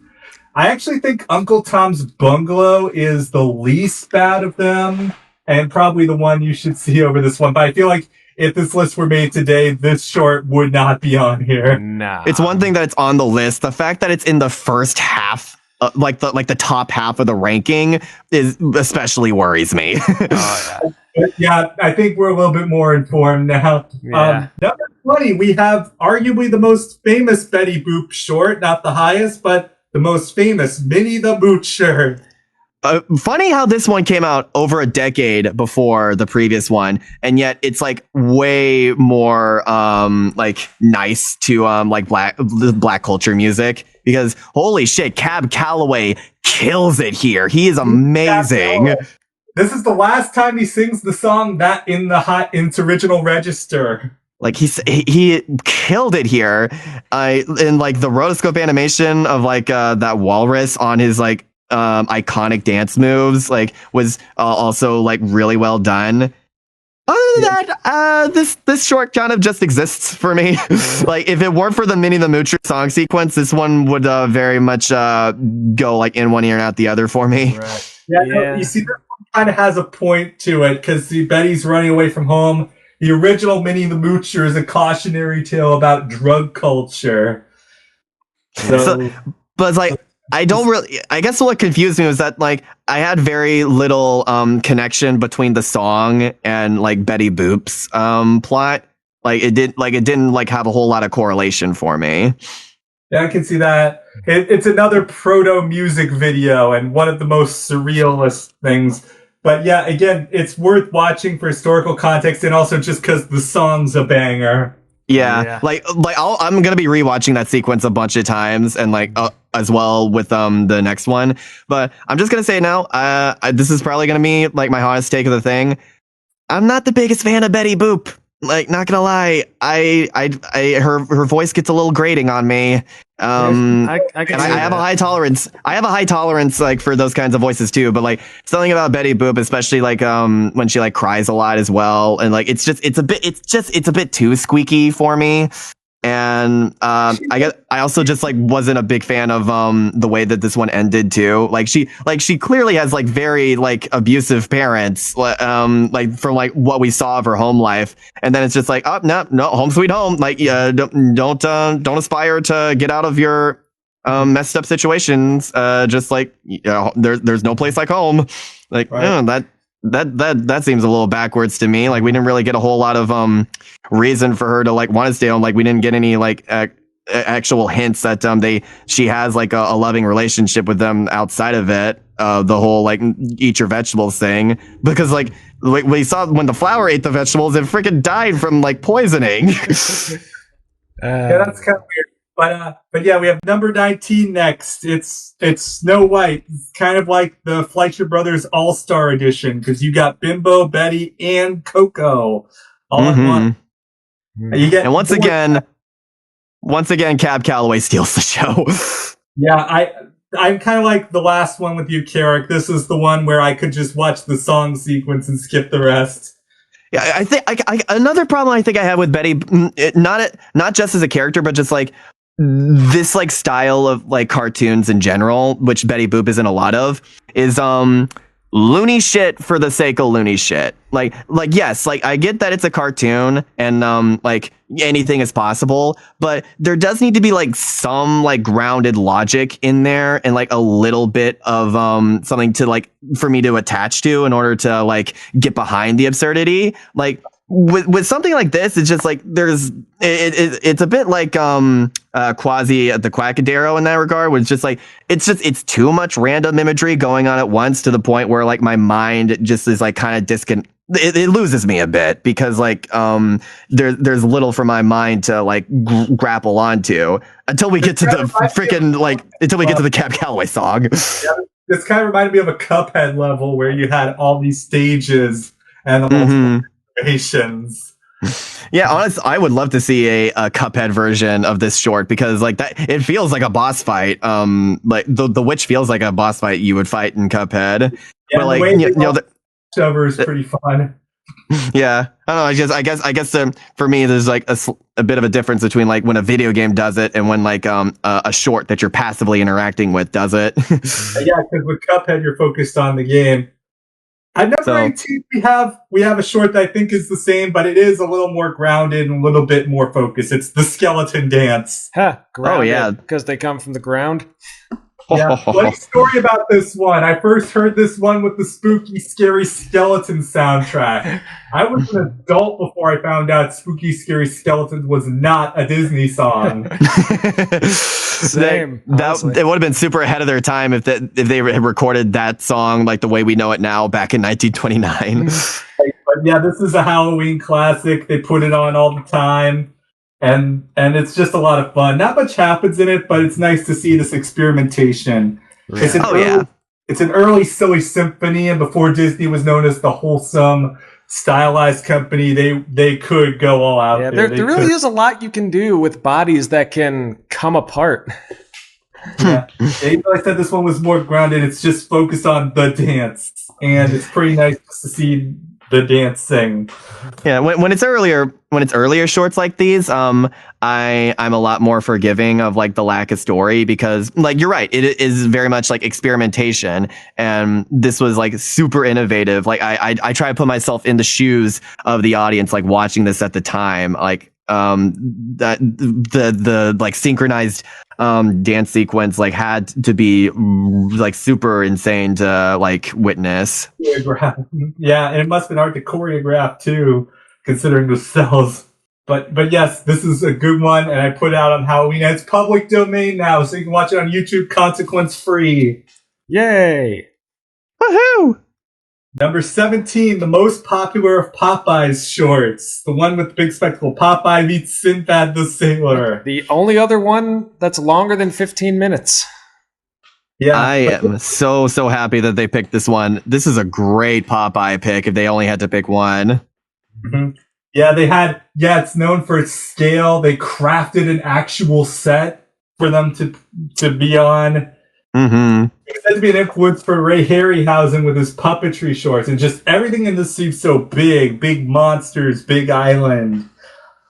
Yeah, and just like this has like a lot of my favorite Popeye isms in general. Like when that giant is attacking him, he's like 2 against 1 seems a little unfair, huh? And it just like slaps them both at the same time. I think weren't a lot of Popeye shorts improv? That wouldn't surprise me. That would not surprise me one bit. It sounds a lot through there, and you get the Popeye strength, and you get him having his spinach finally. Yes, the fight scene between him and Sinbad is legitimately super well done. Like there's a lot of like for lack of a better term, hype and aura moments you can find here. I especially love Olive Oil in the back, like cheering him on, like give him the twister, whatever. Like one twister coming up in it's like so cool to see. Yeah, and also another thing is that even though this isn't a musical short per se, the song is a banger. Oh yeah. I try to remember like the wording that they like who's the biggest in the ordinary fella. Popeye. Yes, the interruption there. And it just goes for it. It's just everything Popeye is good at, just being funny, and also that wide sense of scale. This one's in the film registry too in 2004. Very well deserved. Yeah. Also, nice to see if the Wimpy is just like in the background, like doing his thing, just like, unintrusively. Yeah, he doesn't do much a lot in these cartoons, but his hamburger obsession comes out a little later. I'll pay you on Tuesday. Number 6. Very nice. A pretty funny one. The Great Piggy Bank Robbery. Yes. Oh, this is where the Batman meme comes from, where he just says Batman to every single villain, and then when it comes to actually Batman, he's silent. Yes. But a lot of those are actually based on Dick Tracy villains. Dick Tracy was a comic. You might know him also from the movie. But what helps is this is actually a pretty good mystery on its own, even though the stakes are kind of low. Yeah. You get a sense of mystery. It plays like a Dick Tracy. So I feel like this Looney Tunes were known for their parodies. I have a feeling that because Dick Tracy feels like something that appealed to a lot of younger audiences, like their first peek into that genre and like the detective stories. And so it must have been like really validating for some of them to see Looney Tunes like their take on it and like seeing how true they were to a lot of the motifs. Yeah. And I like the fact that Daffy read an entire like story, an entire comic without flipping a page once. At the very beginning, I was just like, oh, they probably didn't feel like animating him flipping the pages, so they just like let him like look at the one panel the whole time and like tell the story. Yeah, it's pretty funny, and seeing him go all out with that, and the final resolution where he does actually find the piggy banks is pretty funny. I like the fact that it started with him being like, "Oh, I just love that man," and then they did the roundabout. They did the callback with the pig being like, "I just love that duck." Yeah, he had really Bob Clampets, but they weren't really as focused on plot. This one had a plot and silliness, so he balanced it out. Yeah. I very much a fan of anytime Daffy Duck takes on like a persona for the short that's different from his usual shtick. You could pretty much put him in any situation and he's gonna be so entertaining no matter what. Yeah, it shows his versatility and how he was utilized pretty well. Number 15, back to Tex Avery, Bad Luck Blackie. Yeah, this is a pretty good one. This one feels a lot like a shitpost also. Yeah. It kind of, honestly, it kind of reminds me of the telephone episode of Ed, Edd and Eddy, where the telephone keeps ringing and Eddie keeps getting hit with bad luck. Yep, exactly. That's what I was thinking of. The big difference is that usually the dog brings it on himself by trying to keep attacking this cat. Yes, like this was definitely this was a very satisfying like antagonist takedown, no doubt. I think if I had a nitpick though, I kind of wish that there was more variety in what the bad luck entailed. Just like every time it was just like something falls on him, and that was pretty much the only thing. Like I kind of would like to see like more variety in that. Pretty much just like maybe a car running him over, or like maybe like something like coming out of the ground like and falling like down a manhole or something. Yeah. So like maybe like more use of the environment, I guess. But like so it's still funny for what it is. But normally when you do bad luck plots, you want to like keep like some variety in there so that it's not as like samey the whole time. Sure. Yeah, the dog's totally a jerk. He totally has it coming, and that's what makes it work over the Woody Woodpecker. Because again, not the instigator of the conflict. They're trying to fight against the actual threat.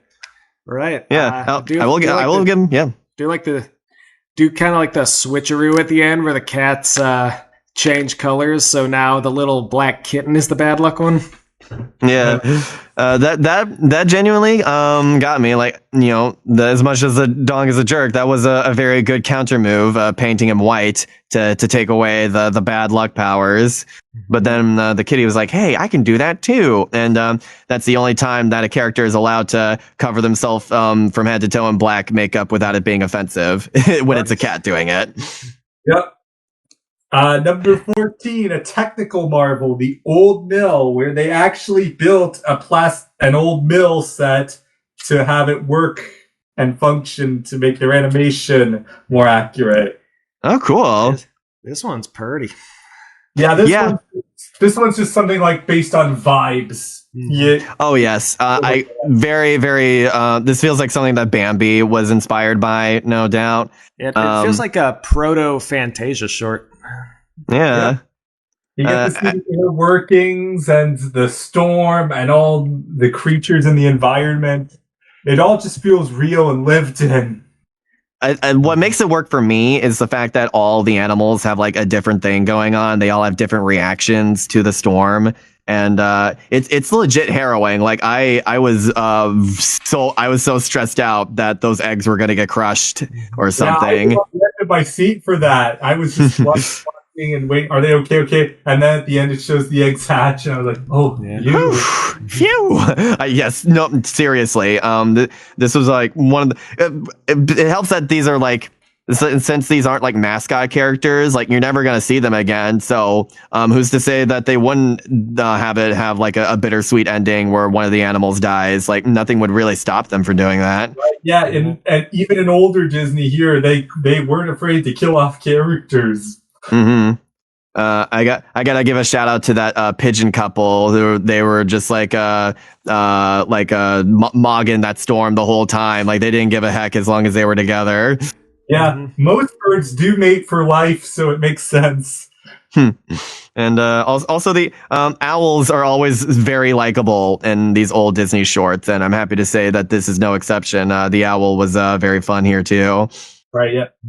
Yeah, so now we go on to number 13, the big one, probably the most iconic Western cartoon, Steamboat Willie. If only I could whistle. I would do this one in a heartbeat. It's so funny that this caused a kerfuffle and basically destroyed the public domain when they used Turkey in the Straw because it was a public domain song. Oh yeah, that's right. But like now it is in the public domain, and I've seen a lot of like funny takes on that of it being like, Mickey Mouse from Steamboat Willie specifically, how does it feel to be in the public domain? Oh, it's great. It feels like the artists can do so many things now with our likenesses. So what's coming out? 2 horror movies and a Steam game. Yeah, well, is that it? Yep. Yeah, okay, technically this wasn't the first sound cartoon. Fleischer did sort of a music video style one for it, but this one had synchronized sound created for it. And it also had something the Fleischer cartoon didn't. Voice acting. Wow. Imagine. Granted, it's mostly in the style of Pips and Squeaks, but they still have voice actors. Walt Disney voices both Mickey and Minnie. Mm-hmm. Oh, how about that? Yeah. That's funny. Yeah, a lot of people pointed to the animal abuse and how they could get away with that. Yeah, people forget that Mickey Mouse may be like a bright and cheery mascot on the surface, but he was kind of like a little shit back in the day. Italian. He showed no mercy. Right. So that's why I don't mind like the Paul Rudish cartoons getting as edgy as they do, because like those old cartoons were edgy as well. Like if anything, they're more true to like what the character was meant to stand for. Yep, it's pretty good. I do kind of get a laugh when people say this was the first cartoon, period. Technically, first Mickey Mouse cartoon. So wait, was this? I always get confused on this. Was this actually the very first cartoon story? Was this Mickey Mouse's debut? It was the first one released, but Plain Crazy I think was drawn first. Gotcha. Yeah, Plain Crazy doesn't even have sound. Oh yeah, interesting. But yeah, no. It makes sense that Steamboat Willie's on this list. I feel like even if it's done again today, this is one of those ones that you kind of have to include, like for legacy alone. even if you're not the biggest fan of it, you do at least respect it, because this changed the game of Western animation and introduced the mascot. For better or for worse, it screwed the public domain. Yeah. So, it is what it is. But I do really appreciate having the Steamboat Willie Mickey come to be for us, and just this short standing. I'm glad it actually did go public domain. We finally won. Yeah, we. Now we can finally make 2 horror movies in a Steam game. Yep. Next up, we have number 12, but it's number 1 in my heart, The Rabbit of Seville. Now this is how you do a freaking Barber of Seville cartoon. It's one of my favorite musical bits. I've seen the Barber of Seville live. I was humming the overture as I saw it, and you just cannot unhear the lyrics. Mm-hmm. Funny how Elmer Fudd only gets 1 line in this. Yeah, that's what I was surprised to see that when I watched it the first time. There isn't like that much singing in it. It's a lot of pantomime for the most part, but of course the singing we do get is quite iconic, especially when it starts off with him saying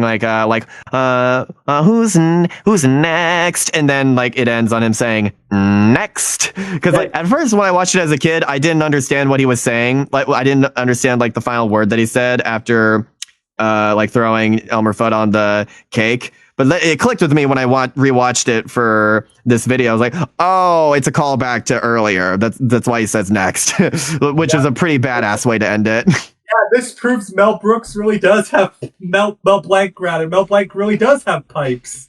Hell yeah. He legit, like, it may be character singing, but it is singing nonetheless.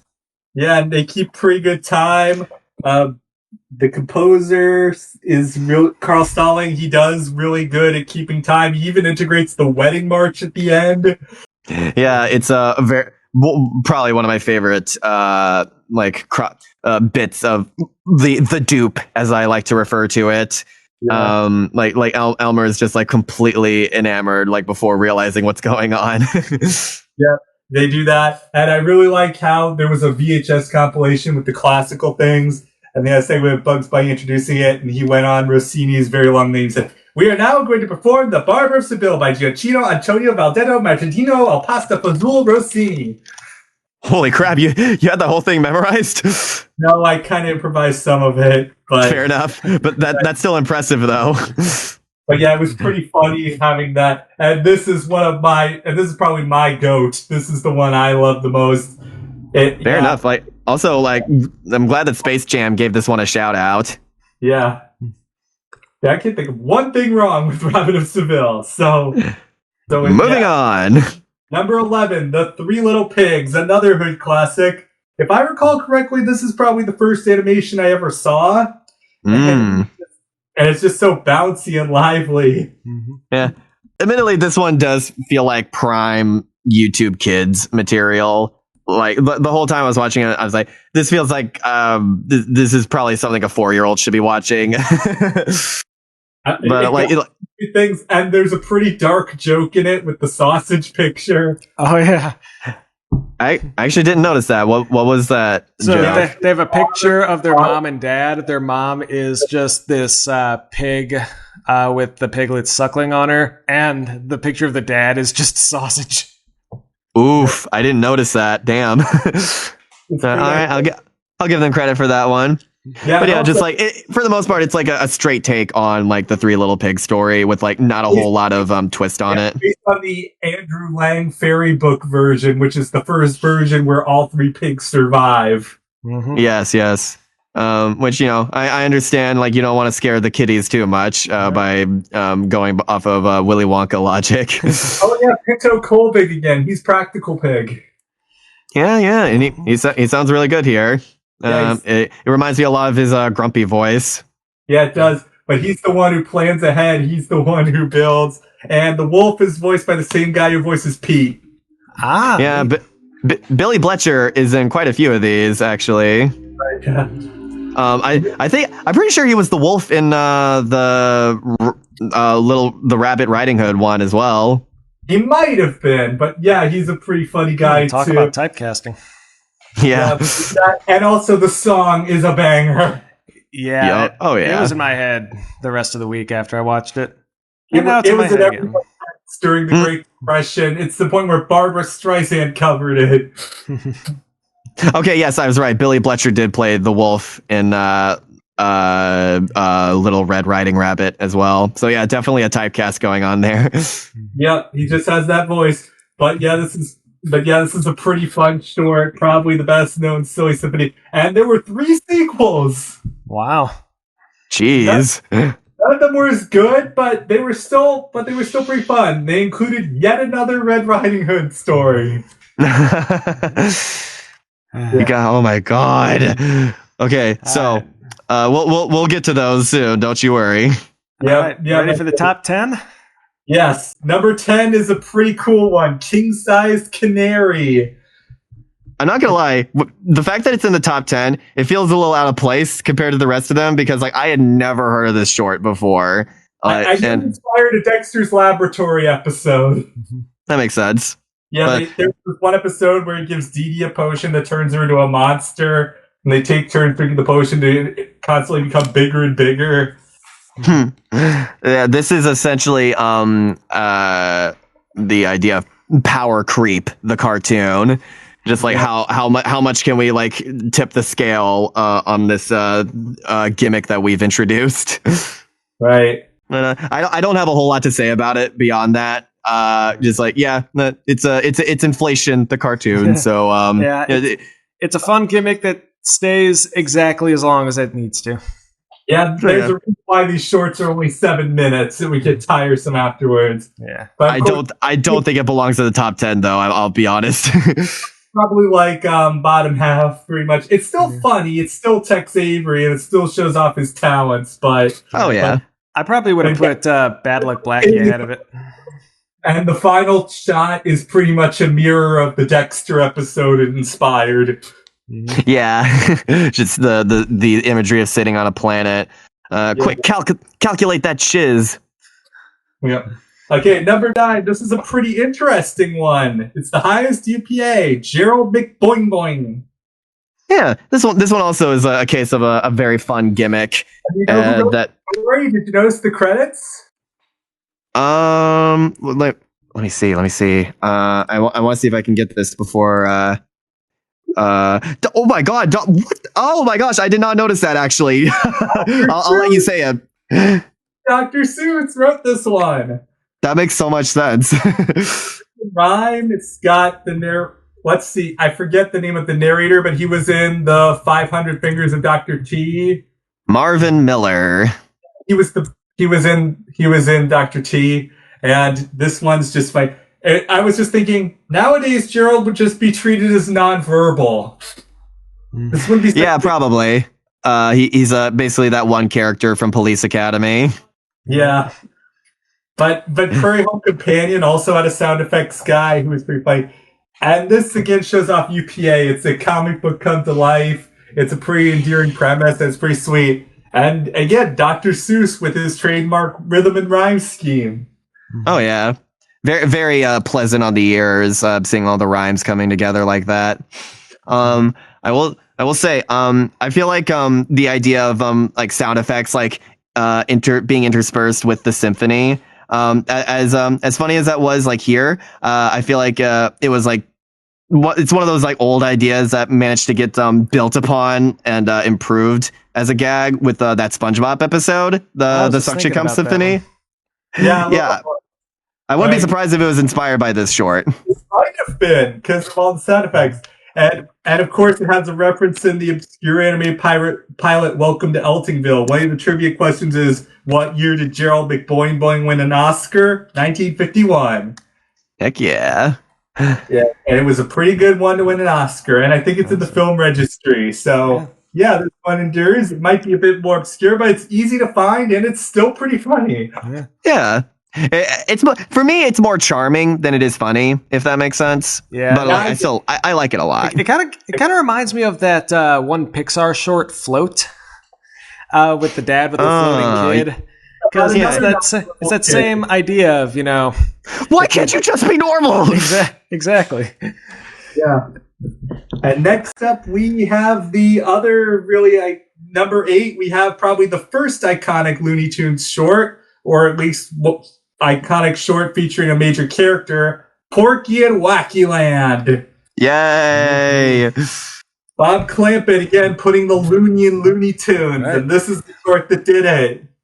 All right, now this is a case where my complaint earlier about the idea of absurdity for the sake of absurdity, like making it difficult for me to get into it. I can excuse it here because it's like actually the point that like we have a normal character, in this being Porky, like being thrust into like a like absurd like situation where like it can happen is the motto of the area. He's kind of the straight man. Wonderland needs an Alice. Exactly. And it also helps that the visual gags that we do see are actually funny for the most part. Like that Three Stooges monster, and the most iconic one to me, that prisoner who's just holding onto a jail cell window and like out in the open being like, let me out of here, let me out of here. Yeah, I like the one with the rabbits swinging. But just these visuals, man, they go crazy. And then you get the Dodo himself, who's pretty Yeah. The Dodo even comes back in Tiny Toons. Yeah, like it's funny how like even though he's like surprisingly not in that much of the short, he does a good job like making an impression. Yeah. And then at the end, yeah, I'm really the last of the Dodos. And in this case, it's another better version of the Woody Woodpecker thing, because like he's actually like an enemy that Porky Pig is trying to take down. Like we have somebody that we're rooting for. Yeah. And also, funnily enough, this is another case for me, kind of similar to Northwest Hounded Police, where where this is the old one, but this also has a remake. I actually kind of prefer the remake in this case, that they did later. Do for Dodo, or I think is what it's called. Do for Dodo, that's pretty funny. I mostly also know the Dodo from Tiny Toons because he had a major role. Yes. But I guess that was another case of where I kind of slightly prefer the ending, the way it's done in the remake, where it's like where Porky puts like the chain cuff on them around. It's like I got the last Dodo, and then he runs off into the horizon, and then that's when all the Dodos come out as he leaves. Like, yeah, he got the last Dodo, all right. Yeah, that was better. That is pretty funny. Number 7, another one that's just iconic and probably belongs here for its status alone. Red Hot Riding Hood. The final of the Red Riding Hood trilogy for this list. And yeah, honestly, a quadrilogy if you include like book review, because Red Riding Hood is in that as well. Oh, yeah, they just milked this a lot. But yeah, this is pretty funny. It does sort of a Shrek thing where it's like, no, we're not doing a Shrek adaptation. This is the real Red Riding Hood. Yeah. Yes, honestly, the kind of like the beginning bit was the funniest part to me, because it especially like felt fitting, like seeing that like after like having seen Three Little Pigs like a few shorts ago, which like does a very straight take on a fairy tale, and so seeing a direct like counterpoint to that was pretty damn satisfying given the timing. You're right, it does have a lot of Shrek vibes. You're right. Yeah, and again, pretty edgy. I was surprised I was allowed to watch this. I was like, yeah, I thought I was going to get annoyed with the wolf going crazy over Red, but then when it flips the scripts on him with Grandma going crazy for the wolf, yeah, that was so good. That was a good one. Yeah. Then it's like, I'm through with women. Mm-hmm. If I ever see another, I'll kill myself before I see another dame. And then he does. And then his ghost goes nuts. Yeah. So with this being the first one, it obviously gives it a bit more status over the others because of that. But also just like, I kind of prefer the jokes in this one too, because it doesn't rely purely on like the wolf howling bit like the entire time, because like we actually do see Red get some like comeuppance on him, like telling him off, and then we actually get that taxi bit again from the Great Piggy Bank Robbery short. I feel like it probably came from this one first. Wait, so this one came out in 43. When did the 46. 46. So yeah. So yeah, a bunch of jokes got started here. Follow that cab, and then the cab like drives off before he could get inside it. That's a great joke. Yeah. And and Granny absolutely stole the show here. Like I hadn't seen this short before, but like I knew like the imagery about it, but like nobody ever references the part with Granny. Like she's kind of the best part of this one. Yeah, come on. This is the highest text short. This should be in the film registry alongside Magical Maestro. Crazy. But this short is like a direct inspiration in The Mask, one of the most iconic Jim Carrey movies. Like, come on. Yeah. So, Number also, 6. like, shout out to Frank Graham. Fantastic voice work. Oh yeah. Number 6, we get the first animated short film that was inducted in the film registry. Keyword short film. Gertie the Dinosaur from all the way back in 1914. This is another case of like really cool for what it is, because you have to remember that they didn't have cells back then, so literally everything was redrawn from the ground up. Yeah. Winsor McKay was kind of like one of the original social media influencers. He the stuff on vaudeville and he put it on display. It's kind of funny how one of the first cartoon characters was a dinosaur. Yeah, and I think he did it like to spite people who said that he could only draw humans. So he's like, screw you, I'm gonna draw a dinosaur. I have literally no reference for this. Yeah, Gertie's an Apatosaurus. She's really I will say sometimes Winsor McKay can be kind of cruel to her at times, but it's only for a brief while, and he feeds her a pumpkin anyway. But yeah, honestly, I wish that there was like surviving footage of one of those vaudeville shows where we actually see him interacting with the animation, the way that those like silent film cue cards are in there. Because this reminds me of something that you would see at like a theme park or something. Because like they do this a lot at Disney World, where like they have a theme park attendant it talking to the cartoon like as if they're really interacting with each other, and like they leave those pauses in there in order to like leave time for the script to go off. And I feel like I probably would have enjoyed it a little bit more if I could actually see Windsor interacting with the animation and like seeing like the crowd of people watching. But I'm glad that we're able to see this at all, like given how much of how important it is to animation as a whole, and the framing device of them like doing it as a bet over dinner was pretty cool to see. Right. Yep, and Gertie still endures as one of the early cartoon characters, and she's still pretty fun to watch. And her model is pretty cool, except it's dated in one way. She drags her tail. So we now could not do that. Dang. But otherwise, she's pretty cool, and she's pretty active, even semi-aquatic. So yeah, good job, Gertie. I do Very accurate anatomy. Like the little bit of misdirection with was it Jumbo the mammoth? Yeah. Being introduced before we see him, and he's like half the size of Gertie. Yeah, that was cool. I think there's another bit where like he feeds Gertie a pumpkin or something, and it's just this little tiny speck. Yeah, that's a great way to get the scale across. Mm-hmm. And I saw somebody point out that they had Gertie eat the entire tree whole at the very beginning, probably so they didn't have to draw that damn tree anymore. Yeah, pretty much cutting corners the old-fashioned way.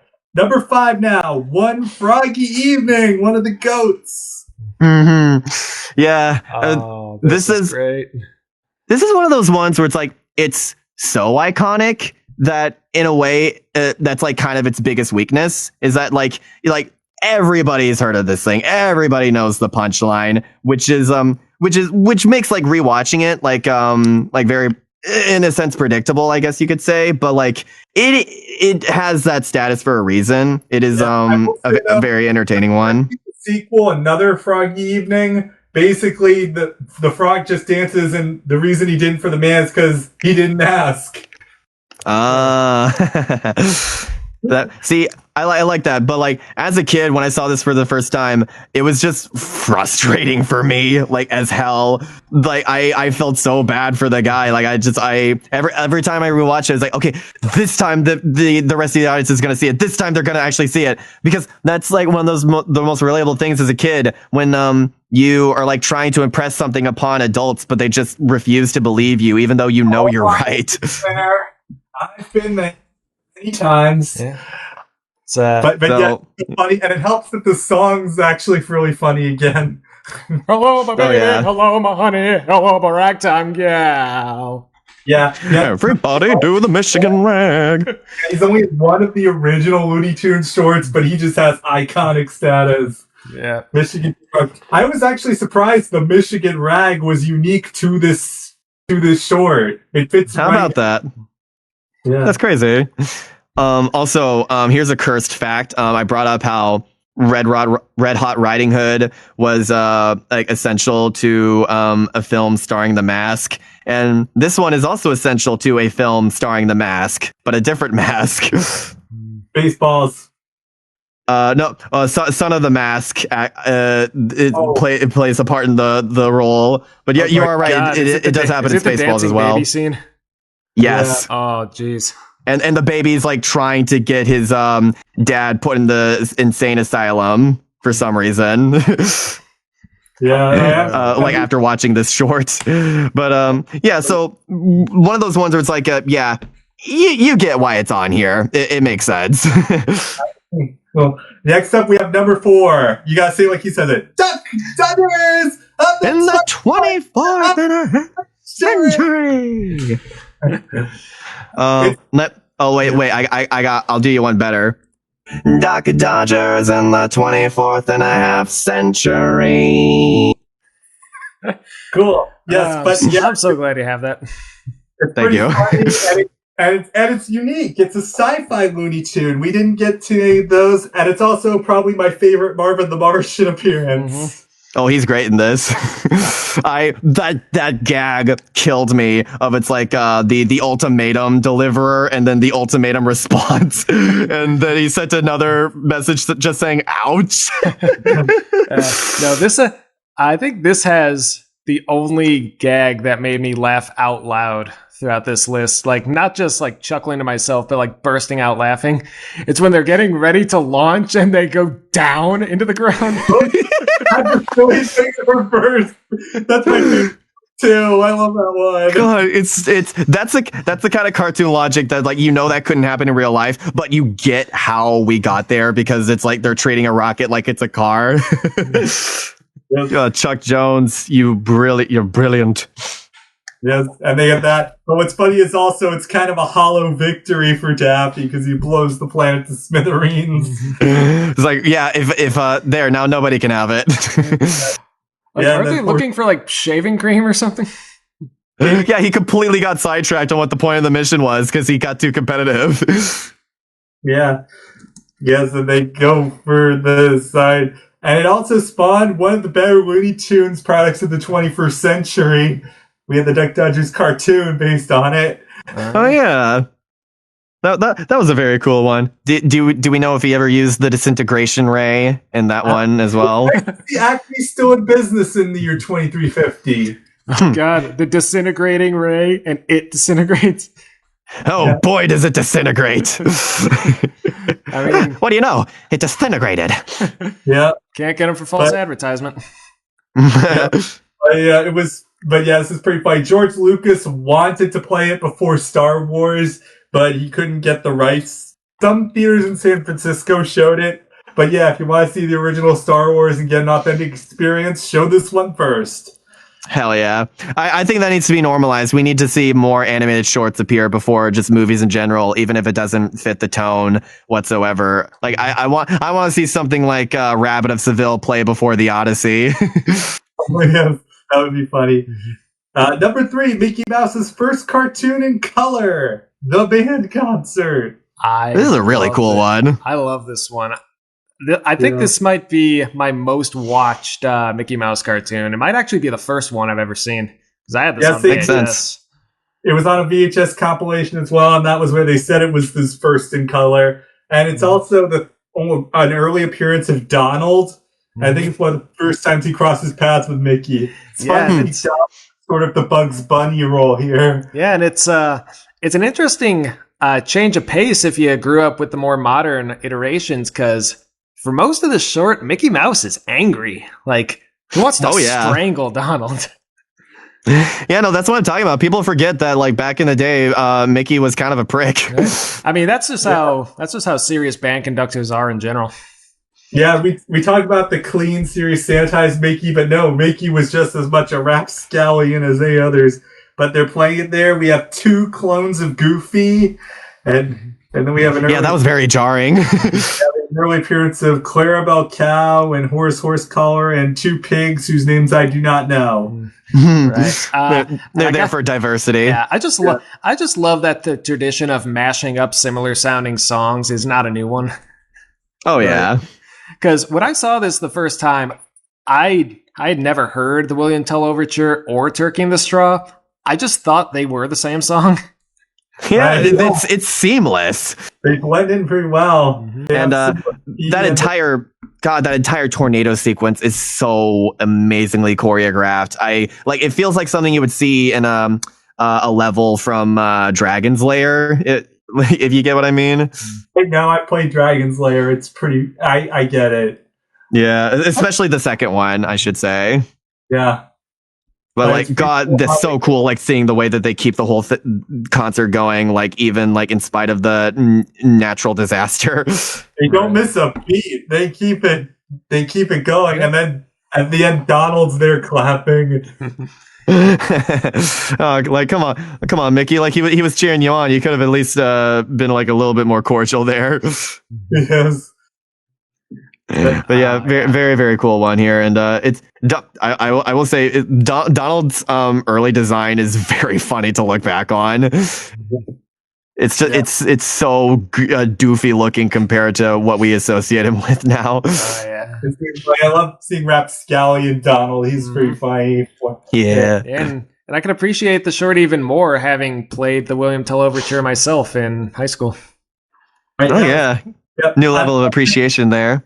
Okay, the top 2, you probably know what they are, but what order it is will depend on the person. It's really a toss-up between these 2 because they're just the greatest. Mm-hmm. Number 2 is Duck Amuck. Love this one. Animation versus animator. Never. Yes, pretty much. Like honestly, yeah, I forgot to mention animation versus Minecraft with Cat Concerto, because like they have that one with the silverfish that is basically a direct homage to that one. So it feels like something you would see on Newgrounds. I'm just gonna be real. It's an idea of early postmodernism where the work has a dialogue with its creator, and this is it, where it leads you in. It makes you think it's going to be a traditional Daffy Duck cartoon set in early modern times, but then the scenery goes away and it's a trip from then on out. Mm-hmm. Every single joke here is an absolute banger. They do not miss a beat. Yeah. And can I get a close up? A close up. Yeah. Yeah, jerk. Yeah. I love the fake out ending. Yeah, it's like that feels like something you would see in a YouTube poop. One of my favorite jokes finally is actually add some color. To the scenery. And just God, Mel Blanc's performance here is so good. Like, all right, let's wrap this up. Da da da da. No. Also, apparently, it says the big twist was not hit upon until the last week of layout. Really? Yeah. Oh wow! Oh gosh, that's really interesting. That makes a lot of sense. Yeah. They tried this with Bugs Bunny, but it didn't work as well because Bugs doesn't gel that way. He's not the butt of the joke like Daffy is. Yeah, and what I guess it was at the very least, it was kind of novel seeing Elmer Fudd like finally get a victory over Bugs. Yeah, but this definitely fits Daffy's personality a lot more, and we get that iconic "Ain't I a stinker?" Yeah, because Daffy's the Squidward. He's the one who's always the butt of the joke. Yeah. So And he's at his most entertaining when he's frustrated. Oh, yeah. And you get all these fun little moments and these crazy jokes. And yeah, Duck and Muck, early example of work and dialogue with its creator. It's not the first to have the cartoon with the animator. A lot of the early on, the Inkwells did it, but this one takes full advantage of the jokes. It does every joke that you can think of with this premise. Mm-hmm. Very, very cool to see like this style of humor being pioneered this early in just like this early in general, because we've seen like so many like offshoots of this in current times that are like take the joke even further. So it's very, very cool to see it all where it all started. Yeah, it goes right. And then we have number 1, the greatest animation of all time, as they say, the one that pushed the boundaries of Warner Brothers and broke their budgets. What's up, Doc? Holy crap! This one, man, is wild. How iconic it is. Kill the wabbit. And it sticks true to it. If you know the actual opera, they adapted pretty straight. It's to the point where a lot of people don't realize it's based on an actual opera. They just think it's a style parody. So, in the actual opera, why does Brunhild get killed? Something about jealousy and works with the dragon. Actually, it's Siegfried who gets killed for pride. Oh. So they switched around who dies. Yeah, pretty much. And then Brunhilde's supposed to be fat. That's why Bugs Bunny's on the fat horse. That's a fun way to get around that. The fat lady sung. Yeah. Oh, so this is where that saying comes from. It's not over till the fat lady sings. Yep, pretty much. So that's why Bugs is riding the fat horse. Nice. And they use actual ballet dancers for the ballet scene as reference. Honestly, like that's probably the biggest like homage to Fantasia throughout this entire thing. Yep. And they sing to Wagnerian songs. Yeah, both Mel and Arthur Q. Bryan have pipes here. Oh yeah, I love the way that their chemistry throughout this whole thing, and not gonna lie, the final sequence of like after like Bugs' disguise is found out and he like is running away, that like build up to the crescendo where it's just like the percussion like and like the imagery gets darker and like there's very little sound going on, and I was like, when I first saw that as a kid, like it was like genuinely scary, like oh my god, what the heck's about to happen, just like all hell's about to break loose. And then and when it does come out and just like the vocal delivery on everything, like the typhoons, hurricanes, and then like replacing Arthur Q. Bryan with Mel Blanc just so he could say the one smog, because only Mel Blanc could do the rasp. Mm-hmm. Like nobody can scream like Mel Blanc, man. Yeah, so they go all out. This is like the culmination of Elmer fighting Bugs. It's the ultimate crescendo of their rivalry.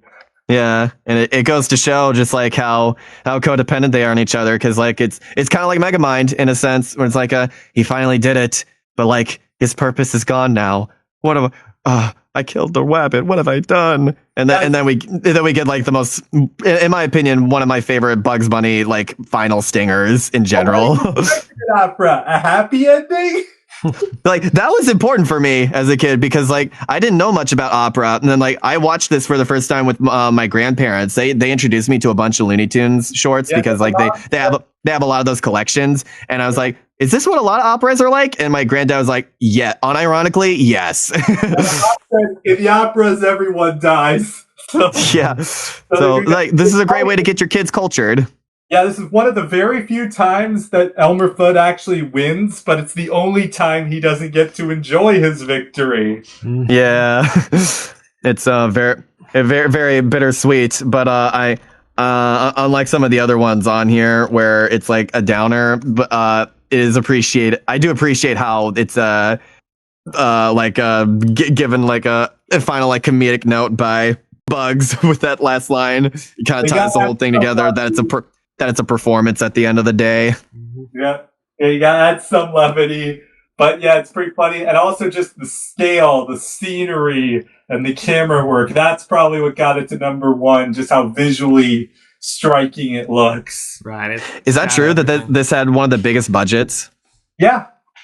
Wow. Oh, sorry. Say what you're saying, Nick. For I was just saying it has everything. Yeah. Mm-hmm. Yeah, well, it's for me, it's not personally as tight as Rabbit of Seville. I can understand why it was number one and why it got in the film registry pretty quick. I think it was second after Gertie in terms of animated short films in the registry.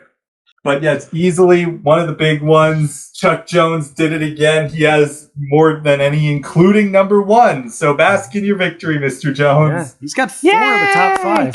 So unfair. I'm not gonna lie. So unfair, but you gotta remember who the voting body was. I think if they could have done something more international. But still, What's Up, Opera Doc? Pretty worthy winner. A showcase of Looney Tunes. And in the aforementioned Cartoon Network greatest musical moments, they saved this one for last because it was that iconic. Very, very, very fair. So, as much guff as I might have with the top 10, I'm not super mad about the top 5. Even though personally, I would probably leave I would have One Froggy Evening be a bit lower, just for personal bias. But yeah, overall, when it comes to this list, it is so like fascinating to like see, like to try to get into the mindset of everybody like why they picked what they picked, especially when it came to the more racy cartoons on here.